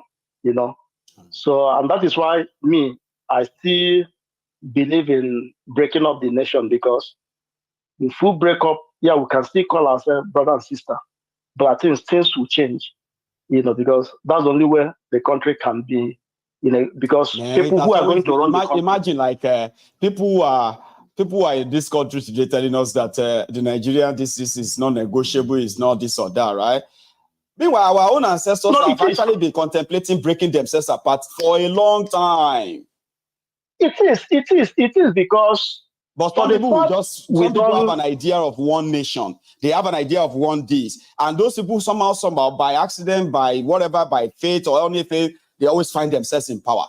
While those who always physically said, let's go our separate way, let's do this or that, they have always been separated from achieving it. If you want to be one nation, you have to do what one nation do. You know, when people commit crime, they have to serve. They have to pay for their crime. When people commit corruption, they should pay for that corruption. When people commit murder, they should be justified. Whatever thing they committed in that country should be justified. You know, if they want that country to be one, all the atrocities they have been committing since 1960, everybody, even the ones that died, all of them, they should be. You know, they should face the judgment, you know. So there's no way a country can be one if they don't do what they're supposed to do, because the only thing that can make people respect the country or do is the law, because the law has to be implemented and be carried out and be enforced. Be you who, whether you are a poor man or you're a rich man, when you commit something, you have to answer for that commitment. Yeah. So if you don't pay for this thing, how can the country be this thing? I'm not saying that it can be 100%, but at least even if we put in 60 or 70%, there will be a total change, you know, in that country. But for the fact they don't want that change or they don't want this thing, but we know why they don't want it. This book just reminded us of the Northern oligarchy and how it all started. Okay, how when the rest of the South, Iruk, right? Yeah, because for what we have read so far, right? They said that while the West and while the South had a different kind of what do you call that again? Idea or exposure of what a country should be like. In northern Nigeria, the idea of the people were not represented. It was the ruling class, the elite, the emirs, sons and daughters, because in all of them, they were the ones who were filling up all the supposed political posts in northern Nigeria. And the British allowed that. So that is why in the South, we can shout at those who are leading us or representing us. In the North, the people can't. Because the people you'll be shouting at, back then, the people you'll be shouting at is the son of Emir or son of Sultan. How dare you, whether right or wrong. So these two different things. Yeah, so go on. So so for the fact, I mean, British have, created that nation in that way. But we that know the right thing to do and to do it in the right way, we have to change the narrative and we have to change the situation. That is our own. We don't care whatever thing they have done. We have to rule ourselves. We know the thing that is good for the nation and for everyone. Our own is to break it up, and so that everybody will follow up, so that there will be progress. In the region, so there will be progress. Even if I'm coming to Lagos, coming with visa, I will be happy, because if I'm coming there, I'll make sure that I'm secured. Not where you come, you won't see security, and there won't be law. Let me So take another for one. that, Eric, yeah, thank you so much. yeah. Thank you. You have a good one. Yeah, thank you very much. Nice one.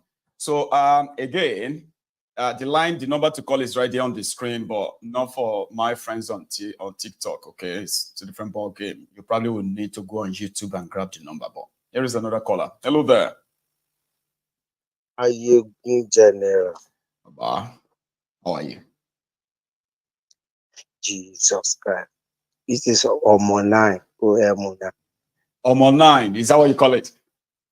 Yes, I'm the troublemaker. I have been seeing you in the comment. I know, that's why I'm like, is that you? Nice. Will never be gonna go to Baba. I will never. I know. You've never tried once, no? I know. But I'm a troublemaker on the comment section. So this time around, you choose to kind of calling. Yeah. My real name is Oluwayomi Julius Omo 9 from Ohio. We'll just stick to Omo 9. I like that. Oluwayomi, my brother. Please. Yeah. Okay, I'll make it really short. Like I wake up in the morning and I just fall. I know. I mean, I've been doing that now for a while, right? You just wake up and be like, Maiyegun alive. Oh yeah, he's alive. Maiyegun alive. Let me just like. I know. To me, I will not want to be vulgar, and I'll be as smart, as short as I could. Go for it, man. Nigeria, to me, it's let me use this word. We are about I don't want to be vulgar in my language because I'm that kind of person. You are fighting it within yourself, like I don't want to use the word. Keeps calling. Irú àwọn charm, àwọn kí ló korúkọ yẹn, àwa máa ń ṣẹ̀wọ̀n yẹn, a mọ̀ dáadáa. You get so well. You can just say, well, pardon my French after saying it. That's how some people pretend to avoid saying all that kind of thing, right? Oh, pardon my French. You want to express yourself. Oh, please feel free. But you don't want to use. Go for it. You gotta be starting to pick the words. Nigeria to me is just like a threesome. Yeah, that's how I see it. It's just like a threesome of 3 people that they go and enjoy themselves. It's like a business venture. They now like the venture. You understand? Like that's Yoruba. Yeah, like an orgy. Yeah, just enjoy. Okay, all those things. But you can never be a marriage. There will never be a marriage in that. When you are reading that book, somebody something about. You know what? Somebody once told me that, and I will never forget that. I've used that many times on this program, right? On this platform. They said Nigeria is a graveyard where Nigerian politicians and their family and their friends, associates, and all of them, they are vultures. So what they do is that they hover all over the graveyard. Once they spot any carcass anywhere, resources, they will drive down and take it. Let's go. And then while they are hovering about there, they are watching all of them who are starving. You know, when people are starving at war zone, just waiting for them to die, and they can. That is why I go back to what we discussed yesterday. I was on phone yesterday. Yeah. This Omo Yele show thing. Baba, I will be truthful to you. Okay, go for it. I'll be truthful to you. Omo Yele show has been in that like divisive ocean. Nobody should blame him more. Nobody should fight him. We can respect his cause, but at this point, the guy can't go and that's why they will choke you. Nigeria, Baba, Nigeria will say more. In Koko, let me now say one thing, so because other people are calling now. There is one thing I noticed that Nigerians, all of us together, I'm in Nigeria, I live in Ohio. Mutulole, me, we are the talko. You know, I go Nigeria now. I go Nigeria. My sister born. No, because I won't go. Me say go there. What go happen? But now I said, no, no, don't. Power ni okay, power go. I go. Go. Okay, don't give me now. Okay, keep as we are here, as we are here now, some people say all this is the way they do. Talk, stand up, do this, do that, and all of that stuff. People they inside that place, they don't get anywhere to go to. They still they speak their mind. They fire. You know what I mean? Like, sure you get. They have nowhere else to, and those who even have where to go. But local government, I go. They fight. They will still do. That is what I'm saying now. Say, what I'm talking about now. We have a moment of fiance toasting last son on it. Wọ́n ti ń mú náà látàyè bàbá wọ́n ti wọ́n pa bàbá Délégi wá wọ́n mú Gani Fáwẹ́hìn mú MP Abiola kú wọ́n sì ń pààyàn lọ tẹ̀bí Nàìjíríà yẹn náà ni. You read this thing today and I can hear you telling me what Awolowo said. Bàbá tí mi ò rí rí tí wọ́n ti bí aláya mi. The man said something in that word that you read just now, Baba. He said it. If the Igbo goes, this declare their own independence. That is it. So why am I going to run around? The old man was talking like a politician. You know what? What I saw in that, the old man was talking like a politician. He knew that he had no army or whatever to actually take Yorubas out. Like Obi now. It's just like Obi. It's just like Obi of Igbo. He will play with them, but he knows what he wants. You know? I'm in politics here now, but one thing tell me more, and I'll tell you is this. That's why I said I don't want to be vulgar, Papa. I will let go now. So even that person can call me. Alama para wan luyese jema show. Ale she pelu mo si ronu e o. May God make it happen that we can separate ourselves, okay? When the easily go down, of course. Something will happen. There will be something. Because the final thing is our diaspora. You are living good, Maiyegun. You are okay. So. You have a daycare. You have your kids. I'm surviving. You are going to good school. I know. All our people on this platform right now, Cham is living good. Like that. You're right. And everybody is okay. We don't have no problem with nobody. You can pay your bills. I can pay my bills here. I don't care. You know? But those people back there, that we are talking about, those ones that are telling you that now you people wait there abroad now they feel too concerned. All these things you are talking about, we don't even care. We don't care about them here. Now we diaspora, now we they catch feeling. Go and read my now we they overreact. Now we they catch feeling. You really think so? Yeah, woman calls in the comments now. Go and look at my comment every day. I go talk at the teacher Mbati binu, teacher Mbati rojo mania. Baba, yami, sleep, eat, stop. You see these people where they holla for. No water. Out of your own brain, no. Now, we, after we left Nigeria, we come around. We understand what is life. But they don't know life. We don't know life. When you live in Nigeria, you don't know what is life. You don't understand it. You talk about the guy that died in that water. They don't know. Let me say something about that. Sometimes people who are listening to you in Nigeria now, okay, when you said they don't know life or they haven't, okay, especially those ones who haven't at all, okay, even those ones where they get visa, come here, come do holiday, go back and spend money, and they don't know life too, okay. But a typical Nigerian would think you are talking about millions of dollars, big houses, cars, girls, and they don't know that real life are not all those things per se. You are there right now, in my house right now. I didn't hear you, Baba. You are there right now, a Yoruba young man living in America. And I don't know, or except you probably confirm this, so that your job or everything you are right now in that place, you got them simply because, or let me say, I mean, everything you have in that America today, you could have been more, if not because you are from Nigeria. What I mean by that is this: so you go to America, nobody is judging you by the skin of your color, right? Or where you come from. Hang on, Baba.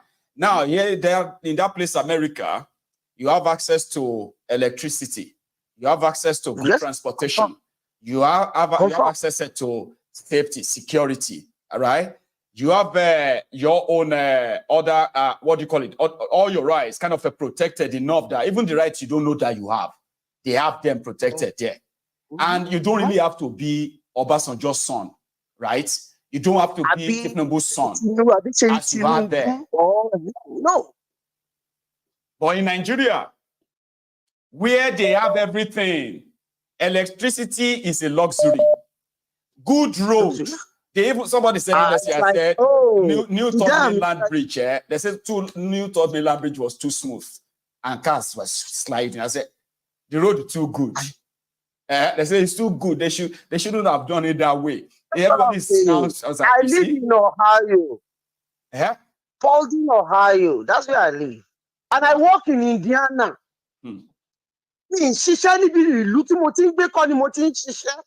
I go every day. See? Every day. How many hours drive? An hour or how many minutes? An hour plus. Like 1 hour plus 15 minutes. Just like me going from here to Edinburgh. I live in Paulding, Ohio. It's a very small city. Fort Wayne, General Motors, GM. I go there every day. I come back every day. See? What are we talking about? And it's like normal. It's like normal. It's been 13 years of my life here in this America. Normal. That's normal as anything. And even with that, Baba, if you now decided that you want to take the family, if you decide that you want to go on holiday, right? You can easily just choose wherever you want to with you and your family. Somebody who is working maybe similar job like you, let's even say is a director now, for you know, for a small company in that place, so to say, right? You will realize the fact that it would have to steal, manipulate, shortchange before he can even afford to buy a decent car for himself. That country is messed up. And most of your community matulo ramoto timbati dek para Latin Nigeria. He said, matulo gbe moto tutu. Because your credit go pay him now. You know him. And you do not have to steal to do that. Thank you, Maiyegun. Omobadiru. Ọlọ́run máa dúró tì ẹ́ o, mọ́ṣẹ́ tó ń ṣe o. Torí tíṣà yẹn bá dé tán, ó lè má jẹ́wọ́ gan, bójú àwọn ọmọ tó wà lẹ́yìn wa náà ni. Well, that's the plan. No, only my Jawa more. And now, if we are going, we gradually. This thing is passing. When I hear you reading that thing, somebody plan kuini, but they say really I don't resonate in it like these people too. They are human beings. They are dead. They make their decision based on something. Then no, based on the reality. See, me and you now. If you and I have access to some power now, we would have to do things based on the reality of now and then that of the future. Here you get. But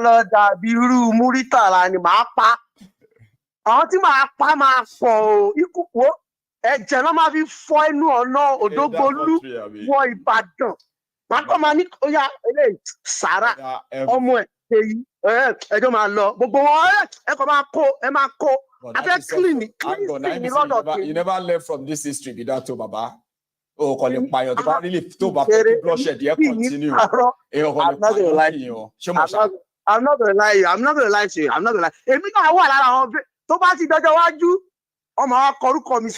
That's why I do talk. I'll tell you this one. Nigeria is a complex place. Anybody who has a chance, the only title, if I have a chance, the only title I would love to live with, or anybody, any reasonable person, who have access to power in Nigeria, let them call you demand and end Nigeria. Break that place up. You know why? See, if you become their leader and you decided that, what do you call it? That's what I want to deal with all the thieves. I'm going to deal with all the thieves. If you leave one single one planet, they will say, who be that one? They say, now Yoruba man. I want to Yoruba. He hated all of us with that. They will gang up. It's not that you are who you are. Yeah. Tó bá jẹ́ mi ni wọ́n, gbà tí mo gbọ́ story ẹ̀ tí mo sọ mo ní bọ̀bọ̀ yìí gọ̀gàn o. Tó bá gbé mi ni bọ̀bọ̀ Maiyegun ni. Wàláì máa ti join wọn. Wàláì máa lọ join. Èmi máa follow me máa ti wò pé tó bá lẹ̀pọ̀ mọ́ àwọn tó dárúkọ tẹ́jọ́ ṣe politics. Baba máa tell you something. Máa wọnú ẹ̀. Máa ti jẹ́ chairman local government now. If I did that place, if I really want to enter, right? You see, at the talk, I say I'm a Yoruba man. Okay, everybody knows that, a Jebu man, right? But as I am today, despite all I have said about Nigeria, despite over 5,000 of my videos here promoting the breakup of Nigeria, I still have more chance of becoming Nigeria president than an Igbo man. And you are still on your, and that makes you I would have to, you see, I would have to kind of go and kiss the ass, eat all my wars, become shameless, and the rest of that. And you will just be surprised that even the dubious dark where they talk about in Ogun State will give me an appointment to come around. When I went for my mom's burial, for those who have been following me for years now, this platform, it got to a stage, then they have not started using social media. They say that you are bullying a politician. You know, they say you are bullying them, cyber bullying. They never started using that then.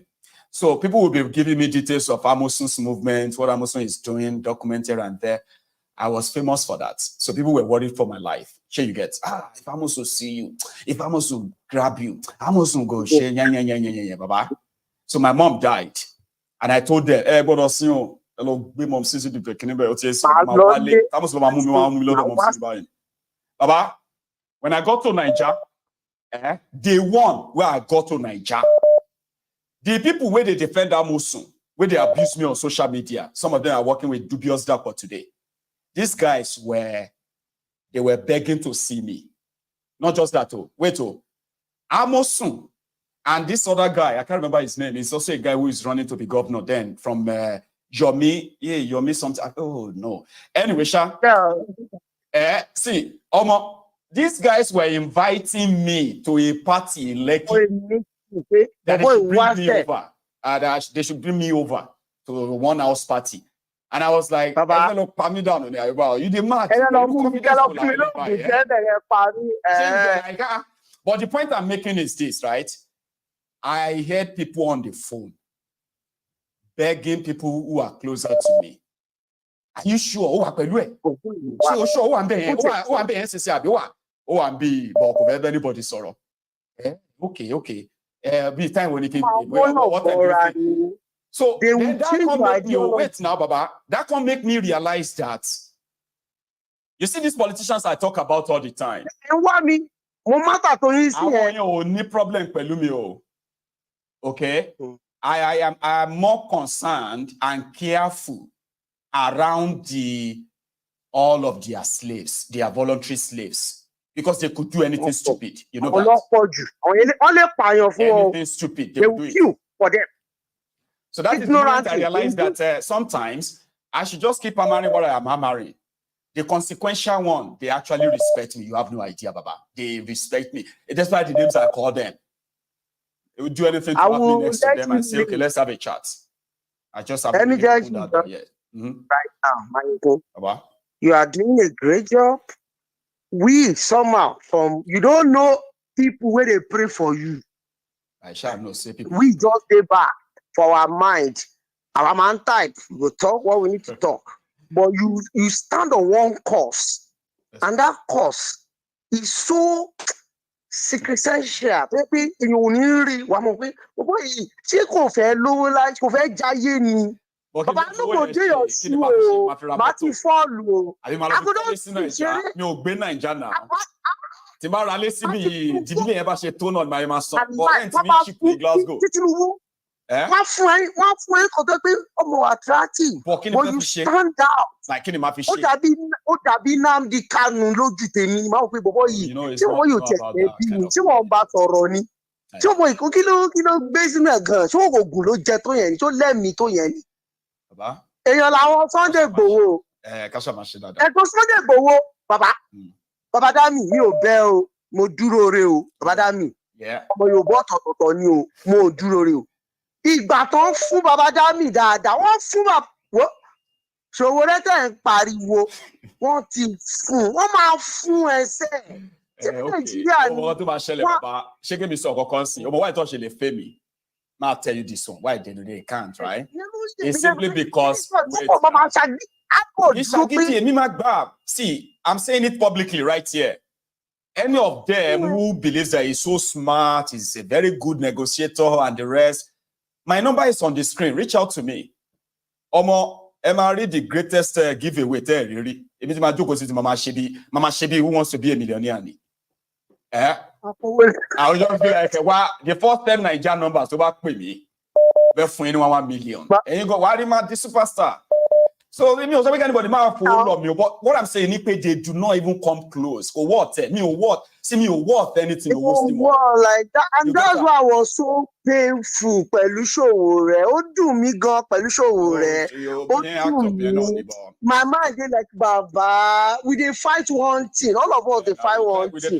We know you. I knew. On the 8 year, oh no, too me ní parọ́, but let me let that pick the call. Baba, ọmọ náà, na here call. I respect you, I thank you, my regards to Agbeke, everybody. But my message, one love, Baba.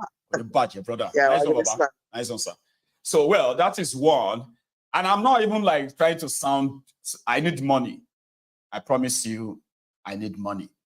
Well, it's just that I don't need that kind of money that people will kind of look at me and be like, "Sure, need to own it." It's not that kind of money.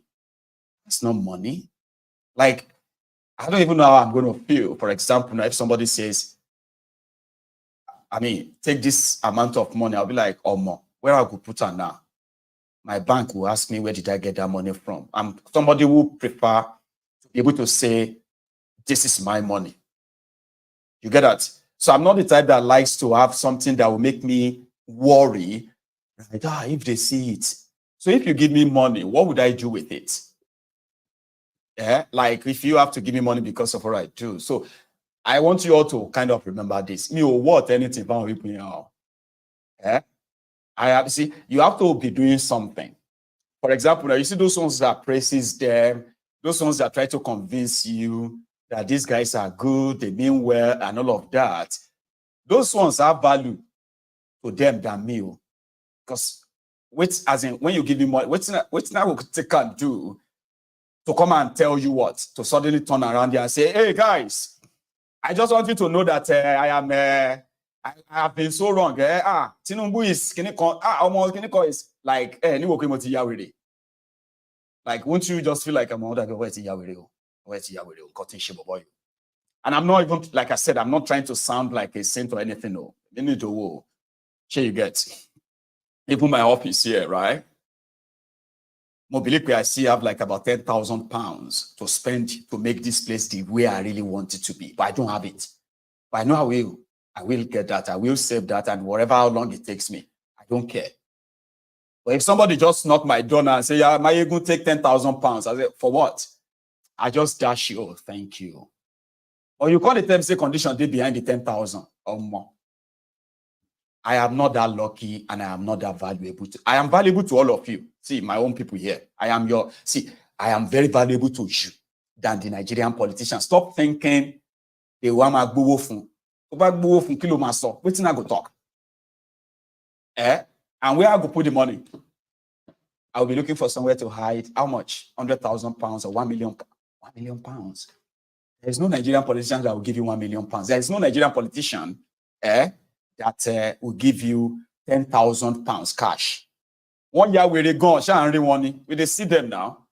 The only way your Nigerian politicians and their money will mix with you, real money, is if you are doing money laundering with them. Some of you don't even understand, right? Like that money is not like that money there. Nigerian politicians are crooks, they are criminals, and that is not how they give out their money. Okay? So, Omo 9, hello for Kobale. When somebody call me, since I won't have a way to say it to my bank, I say it's a gift. Mama give away and be. And at that time, you're going to say, my ego is on the song. Hello, song. One way they come to Moruko, they love what I am doing, and they believe that, you know, I could be very useful to the greatness of Nigeria. So they call me Kate. And I know saying that demo. If they are watching me, yeah, now here we go share the money. We share every dime. And that will make me maybe more popular. And I don't want to be popular, though. I don't want to be popular. I just want to be that your favorite teacher. Somebody that you just be like, you know, like, oh, he's a good teacher. I prefer that. I don't want to be anybody's popular. I don't want your money, that money. Hello there. Hello, Baba Gbalagba. How you doing, Baba? Outside. I did, Baba. Oh, well, thank you very, very, very much. That's all. Baba, I don't know why they always talk, say, you know, you are valuable. Not to you, I'll be your value. But to those guys, I am a worth. Let's see, I don't get any worth that money can buy, because what they will take me to now buy me. Like what you want me to do. I tell my people yesterday, I don't change. You forget about the price. You see, if you dare ready to deliver what they want, you leave money for now. Not ready. How I go take deliver something where we say I'm not even for. Now the only problem with that, but don't say you know the value. Maiyegun, you're very, very valuable. Okay. Trust me. Now you they think I'm like that, because if you no, Maiyegun, no, make me and you check them out now. Right. Look, I'm like this. For the whole of Nigeria, now how many people will be say they proactively they call out the Nigerian shit on a daily basis? Like how many? Between me and you, how many people they call? Exactly. So, but as you know, on the general scheme of things, right now, the only person that is calling them out, like as you did now, like if I say you just carry machine gun, you just face them to Aso Rock, you just fire them every day, non-stop. So, Baba, you're a big threat to them. The fact that they're not hounding you, they're not chasing you, because you know the problem, man. Mm-hmm. Somebody like you, the biggest mistake they'll do is coming out for somebody like you, because you have a very loud voice and you have a very massive platform, and they know you. Say if they come, quadruple straight in the problem. You're right. In and the can that they've kept in their custody for how many years, that one is still choking them on their throat. But because they have the support of some people who happen to be, you know, Masinabikano sort of people or they're on his side. So they've. So, but you, Baba, my difficult to go. It go very difficult. They can't. So that's like, what it does. You know, just same way, me no one find out whether you they want try me. So they too, they no one God find out you. Whether I God get. Bless you. Okay. God bless you. So Nikalu will call you. Because if you go touch this boy now, there are millions of others who never hear about time. If they come across this video, they go just wonder, say, where this one did all this why? How come I'm just seeing him? While I did it Exactly. Right. Exactly. Right. Because even Mazinabikano, a lot of Mazinabikano was talking for years. Yes. But a lot of people were not paying attention. But the day they carried him last song, the bigger problem. The day he was lifted, it was like, well, hang on a minute. And now people are listening. People are now started digging up his videos, digging up his video. They're like, oh, it's not wrong. Oh, I didn't know he said that. Oh, he actually said this. Why are they holding you? Between me and you, Mazinabikano has gained more followers since he's been in their custody than before he got arrested. No, that's right. So it will be the same for you. So they don't want to try. One, if I don't well, that you call great time bomb. Yeah, be pillow. Blow me. So they better just leave us alone. No, they run away. They cannot. But if they come around to us, well. So buying me in were viable. What I can mean by like it's not really viable. Yeah. If you of it, okay? Like if you tell me we know that. To change, we know that. How I go do it? Yeah. How? It's not possible. I must 4,000. Is that I get mental problem? 4,000 videos. Or I am shameless. When you want to put your 5,000 videos, I will can't go delete all everything. It's it's not worth it, Baba. Like, which kind of money will make me go do that? Like, which kind of money will pay? Yeah. I understand, Baba. So, well, that's the thing. Baba, we live in this kind of areas, right? Legit. Yeah. We know what it takes to maintain your legitimacy and legitimacy, what have you, in this kind of world, right?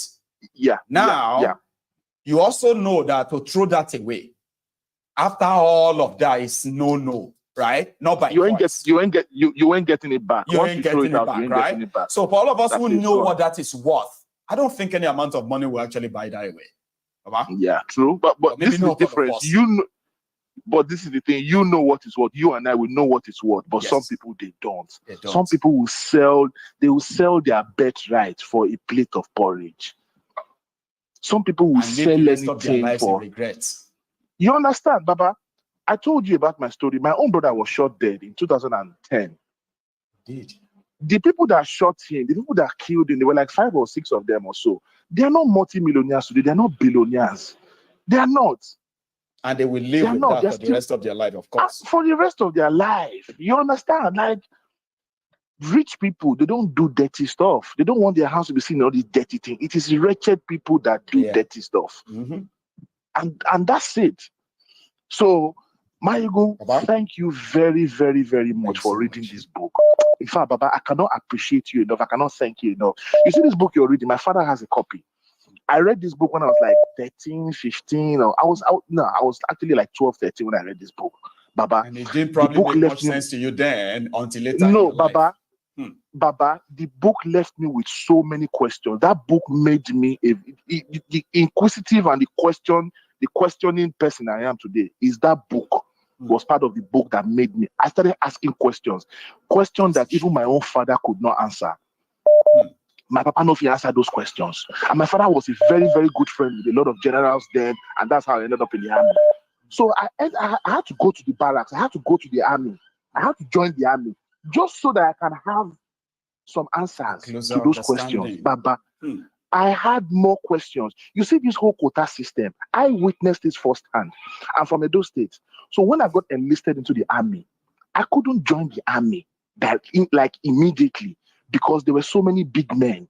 If you remember then, during Abacha's time, I was enlisted in 94. Right. During Abacha's time, his vice was Ihomo. Ihomo is from my state. So Ihomo had his own list. And there were some other generals too that were from my own local government too. They had their own list, they had their own children, they had their own boys. So those people had to be picked before me. Yes. Only for me to get to Zaria, and I saw some Aboki boys that could not write their name on a straight line. And I started asking, Edro, no. So that I was among the best from my state. I still had to be put on a reserve list. And then some Olori Burukus that cannot write their name, they cannot spell their name. They are already here. They are at the first batch. They were first batch. Me, I came with a reserve list. Wow, how is that possible? And then I started observing. How do you run a country like that? That's what those revolutionaries said they wanted to achieve to stop. But they couldn't. Baba, it was then. That was when that book started making a little bit of sense to me. And then I tried so many things. Baba, you see this cool or no cool. If I was in the army, I probably would have done something. Participated in one of them. Even when I was in Zaria, when I was doing my training, my own colleagues, they man labeled me anti-moral. They called me renegade. That was my nickname, renegade. Because me okingba. You can't just be hazing me. I'm not here for. Yeah, you can't be hazing me. Is that what my parents sent me here to do? No, you can't be flogging me every day. So when I got to my second year of training, I started refusing to be flogged with Koboko. Me, came back anybody for me. And because of that, they started they called me Benin Winch, they called me Benin of Banjo, me. To the extent they nicknamed me Oka. My nickname was Oka. Me, I be co-plotter. But you, them are booking them stuff me by the training instructors. They will be like you. Taba fiel like the officer I do about your my plan coup. Taba fiel like the officer I do about my plan coup. You got to myself because me king bani for come me taba sumo me my jack. I started rebelling from 95. It now got to a state that they now started in the army, for those that don't know, in the army, if one person commit offense, everybody in that group, everybody in that section, in that battalion will be punished. So because of me, my classmates were getting punished like almost every day. Where is, I don't want to call my son name. Where is this boy? Me, Okinsimbe, Mati Jackpa, Mati Jalonte me. I said, but in Lolia Shaw that there be 19, she didn't come, go. I go just go, Lolia Shaw, go chill. Stress. Man, you live stress me. What you look on me, what you look, what you look, my ding my kiniko. They beat us because of you. They show. So how many of you? 1, 2, 3, or so 60 of you joke when you call them upon early yari next time. Because if you beat up your Oga will be too ashamed to go and report to anybody. Yeah. Oh my yes, oh my it's one word against 60 so people. as long as you were then, you knew that back then. That it won't there were so many things I knew, but I knew it because I wanted to know. Just like Just Reason was asking me, how do we educate people? How do we, Baba? If you don't come to that realization on your own, there's nothing Maiyegun will tell you. It will never enter. You will have to come to that realization that this contraption is not going to work. You will have to come to that realization that this marriage cannot work. Omonai, my buddy said, it's like a gangbang, it's like a it's like an orgy. Everybody's just enjoying themselves. That's it. People just walk in, collect what they want to collect, go, shower, make butter, and that's it. And it will never amount to anything. And a people that want progress, a people that want prosperity, you cannot survive. You cannot stay in that kind of arrangement and expect anything to happen. It's not going to happen. It won't. One more thing. You've been talking about the Nigerian army. I wanted to, add, but a few of my colleagues did call in to add something. Nigeria does not have army. Nigeria does not have security forces. This is going to be the second time you're saying this, or even third time. But I will repeat it again because a lot of people need to sink into their head. But if it doesn't, that's your problem. But I know this already because I was part of it too. Okay, Nigeria, what you have are a band of mercenaries in the police, in the army, in the air force, in the navy. Everybody you see donning a uniform is answering to somebody, not you. Okay, I would have said, let me read the Nigerian army. What do they call it? The Nigerian army. Soldier's creed. He said, my duty is my faith. Sorry, my honor is my faith. I vow my faith to Nigeria, the supremacy of our constitution, our heritage of liberty. My duty is my service to defend Nigeria everywhere, her territorial wealth and people, the cradle of our freedom. My duty is my service to defend Nigeria everywhere.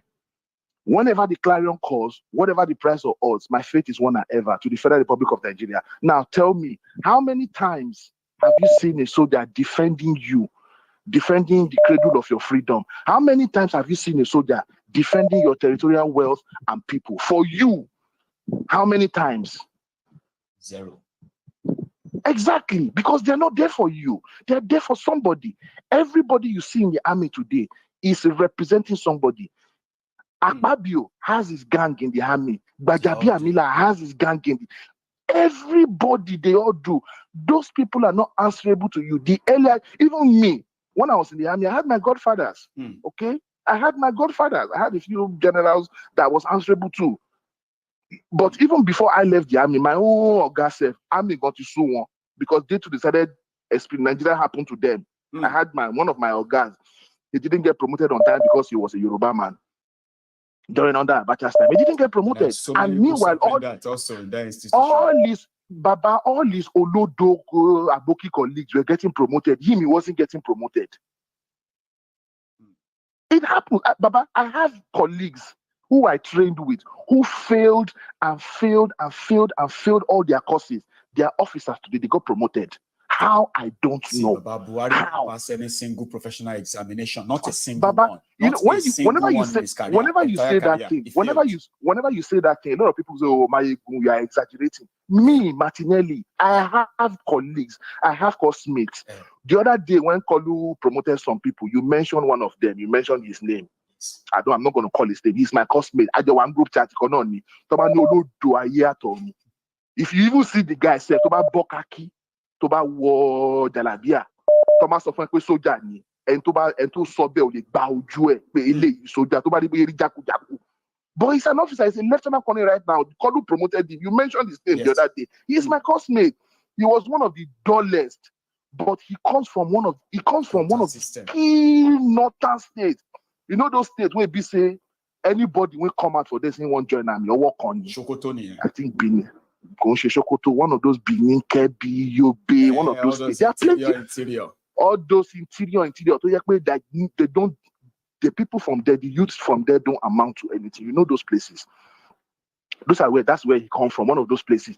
And not just in many of them. The other day, I saw one of my mates, one of my classmates. This boy failed twice when we were in Zaria. All repeat lineage. The guy is an officer, he's a major now. He was promoted to a major. So no wonder that Nigeria couldn't defeat terrorism and terrorists, since you know the kind of so go on. Thank you very much. Thank you very much for saying that. Thank you for not allowing me to say that, because that is why Nigeria can never defend anything, because all the people that you are in your army, they are all. And it seems like all those West African countries said they are all the same. If not, how come like Egypt, Tunisia, or Libya, or some of these will invade Nigeria and take over Nigeria? They happen now. Of course, yes. Yeah? Of course, yes. Because just like Russia, okay, let me tell you something. Right now, when you realize that this just come in and just take over some place and colonize it. Okay. You know partly reason why. Yeah, you said you read part of it in your book. You know what they did when I enlisted for training in '94. By then, Abacha just took over. Okay, Abacha just took over from Shoneko and everything. So he was. I think it was November '93 or so. What was I again? '93, yeah, '93, October, November. So I joined in '94. As a matter of fact, one of his sons. In fact, when I was in Zaria, 3 of Abacha's children were there with me. One of them was my classmate. Sadiq was my classmate. Yeah, Sadiq. His name is Sadiq. I can mention his name. He's a public person. You know him. He was my classmate. So, and by the time this guy came, this guy already knew how to use a gun. He already knew how to use like 4 or 5 different type of weapons. Really? I didn't even know anything. And then by the time he started training us, by the time he started, getting advanced FN lesson 1, different, all the courses, tactics, weapon training, blah, blah, blah, map reading, whatever. We discovered that a lot of the syllabus had been removed. A lot of things had been changed. Like so many things. And when I started asking, somebody like me, I ask questions. And that is why a lot of people are afraid of people like me. Because I'm like, why is this course? Like, Bubon Kawaii is absolutely irrelevant to our survival as soldiers. We don't need that. You know what the instructor told me? Only he was speaking Hausa, mix it with pidgin and everything. He said that everything we don't teach you now. He said, but if we teach you now, like the way we're supposed to teach you now, he said now from here, you better joke or see, let my bless him. He said it. He said, if we teach you people the way, with the impression that there are always going to be people who are going to always want to plan coup. Baba, forever and ever. So as they long always as the have that impression in the army. Even to all of you new cadets joining in, they are making sure that they are training you in a way that you do not have that capacity to even.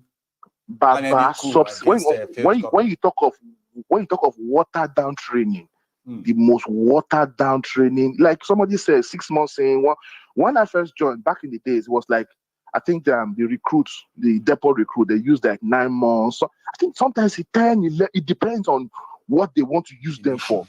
But do you know that when Sierra Leone were fighting then, they reduced it to 4 months. And why? In fact, they even reduced it to 3 months because they wanted people to go. They wanted to train soldiers quick. Oh. You know what happened? Wow. You know what happened? All those motherfuckers came back in boxes. All of them. They came back in boxes. I was there. I saw it. I saw them leave and I saw them come back in boxes. Wow. So I'm thinking to myself, like, why would you be training people? Why would you be giving people training that cannot even guarantee their survival as soldiers? They can't even defend themselves against armed robbers. That they can't even defend themselves. Do you know what I mean? Like, and I'm asking myself, back then we'll go, they will teach us how to dig trenches, and they'll be like, you know, and they'll give us time, and I one day I dug a trench. What is all this? And I dug the trench, and and they were like, oh, the trench, dig a trench during the war, you won't have time to dig trench. And I'm asking questions like, so if I'm unable to dig trench, because normally you should have some people, you should have like an advanced force in the front that will be engaging with the enemies, while the rest of you are able to, because it's that are digging your trenches and trying to pitch your tent there and trying to, because if you can't do that, then you have to fall back. You know, all those things. And they were like, so I'm asking them, so if I can't dig trench, then what the fuck am I doing here? I might as well just leave.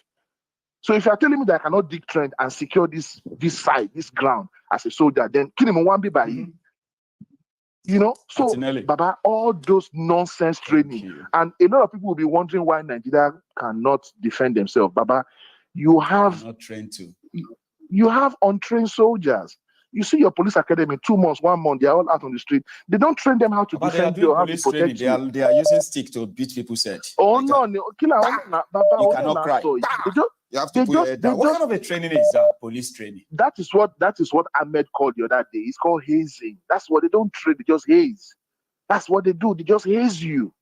That's it. And then when the soldiers come out, they become animals too, because they've not been trained. What they've been taught is how to be brutal. You know. Thank you so much, Martinelli. Good enough Baba, that thank you get to share that with us. Thank you so much. I have to. Thank you very, very much for this book you are reading. I really, really appreciate my book. The Lord bless you so much and your family. After when we are done with this is the fatherless people. That one is even deeper. That one explains that one the factors that Igbo, Yoruba, Hausa, all this AIDS and all of that. That one digger deeper into that. The deeper you go into the Nigerian story, the more you realize that Nigeria is irredeemable. That's just the sad truth. You can't save Nigeria. As you've read, everybody who tried to save Nigeria, where are they today? They are all dead and gone. They are all dead and gone. And some of them, their story have been warped, their stories have been changed. Some of them a lot of them have been lied on. A lot of them have been called so many names. People that are supposed to be heroes today, now they are villains, and the villains are called heroes. You know, so and we are seeing it today. Like if the story of today will be written now, somebody like Kalu will be called a hero. Imagine an old drug lord. So and we are going to ensure that the story is written right. Yeah, it will never happen. The story will be written right. It's not because we don't like him, or even though we don't like him. No. But for the sake of our own children, they lie to us. Yeah. We must not let them lie to our children or their children. Thank you very, very much. Thank you. So important. Thank you very, very much. Thank you very, very much, Maiyegun. Thank you very much. Regards to your messages, regards to the children. Thank you very much. Take it easy, okay, Baba? All right. Cheers, man. So that's Martinelli there. I've got a replay that is meant to go on in the next 10 minutes. So I would have taken another call. We can use that to prepare for the evening when we can have a chat. Nigeria court just sent Bobrisky Idris to a 6-month jail for mutilating the Naira. And that is the talk of the town. Also, the Agbadorians who believe that they can break the law have now decided to use the instrumentality of that same power. And they said there is power, There's so much I have for you this evening. So let me go curate all of them together now. Let me begin to pick all the pieces together. And I'm going to see you in another few hours. Until then, thanks for spending your afternoon with me. I will see you some other time, or I'll see you later. Good afternoon.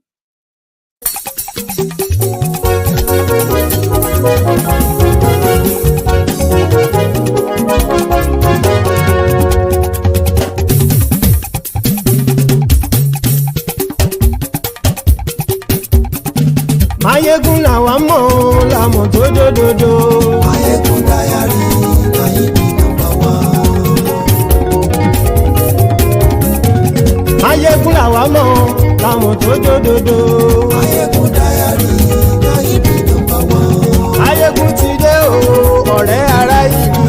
Maiyegun diary, na him be number one.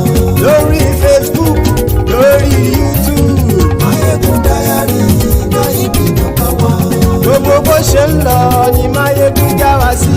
Maiyegun diary, na him be number one. Àṣírí ọ̀jẹ̀lú kì í bò níbẹ̀ o. Maiyegun diary, na him be number one. Bó bá ṣe eré àní Maiyegun máa wí. Maiyegun diary, na him be number one. Ó sì tún ṣe eré wàá gbọ́ níbẹ̀ o.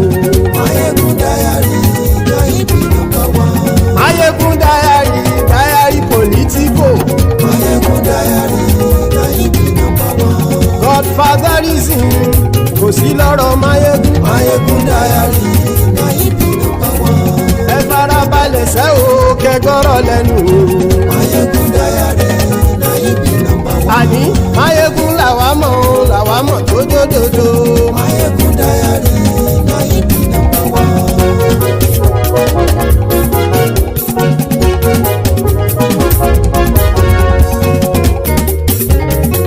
Àní ẹ̀sùn ràkì. Maiyegun ti dé. Maiyegun ti dé. Ọ̀jẹ̀lú ẹ̀sùn ràkì. Maiyegun ti dé. Àní ẹ̀sùn ràkì. Maiyegun ti dé. Lórí Facebook. Maiyegun ti dé. Àní ẹ̀sùn ràkì. Maiyegun ti dé. Lórí YouTube. Maiyegun ti dé. Àní ẹ̀sùn ràkì. Maiyegun ti dé. Bọ́ bàbá gbé wúrẹ́. Maiyegun máa wí. Àní ẹ̀sùn ràkì. Maiyegun ti dé. Ijó ìgbádìyẹ. Maiyegun máa wí. Àní ẹ̀sùn ràkì. Maiyegun ti dé. Presido bá rúfin o. Maiyegun máa wí. Àní ẹ̀sùn ràkì. Maiyegun ti dé. Bí gómìnà kówó jẹ. Maiyegun máa wí. Àní ẹ̀sùn ràkì. Maiyegun ti dé. Ọlọ́pàá ti ń darí bá. Maiyegun máa wí. Àní ẹ̀sùn ràkì. Maiyegun ti dé. Aṣòfin ti ń rúfin o. Maiyegun máa wí. Àní ẹ̀sùn ràkì. Maiyegun ti dé. Òpùrọ́ olóṣèlú. Maiyegun máa wí. Àní ẹ̀sùn ràkì. Maiyegun ti dé. Ọ̀jẹ̀lú ẹ̀sùn ràkì. Maiyegun ti dé. Àní ẹ̀sùn ràkì. Maiyegun ti dé.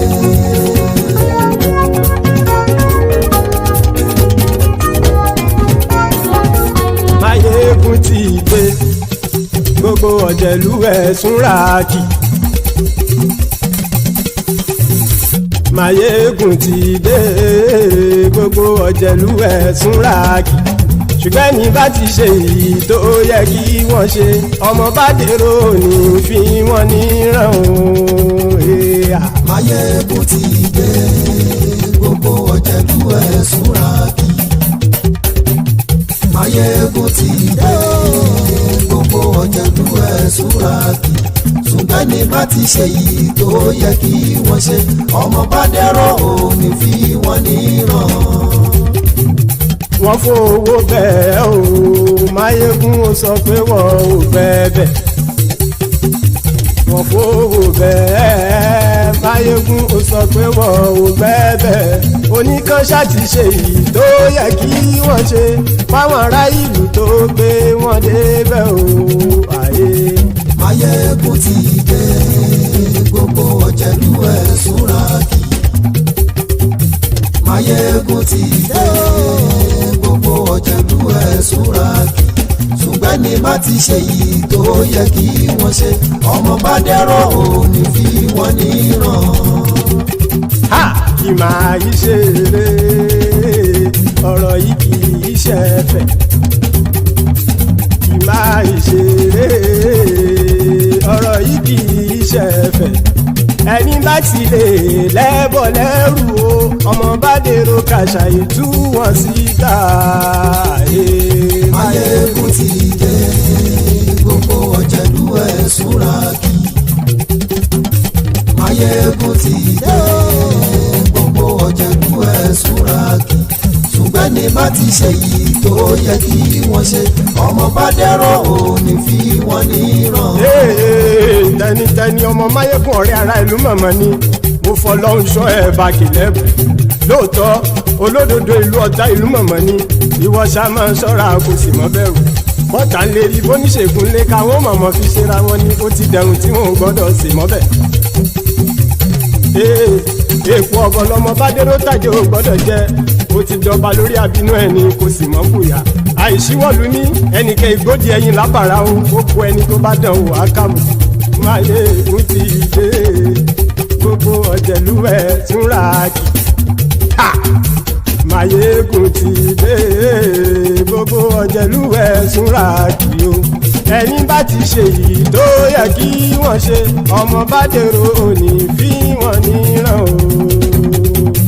Máyégún ti dé gbogbo ọ̀jẹ̀lúwẹ̀ túnra kì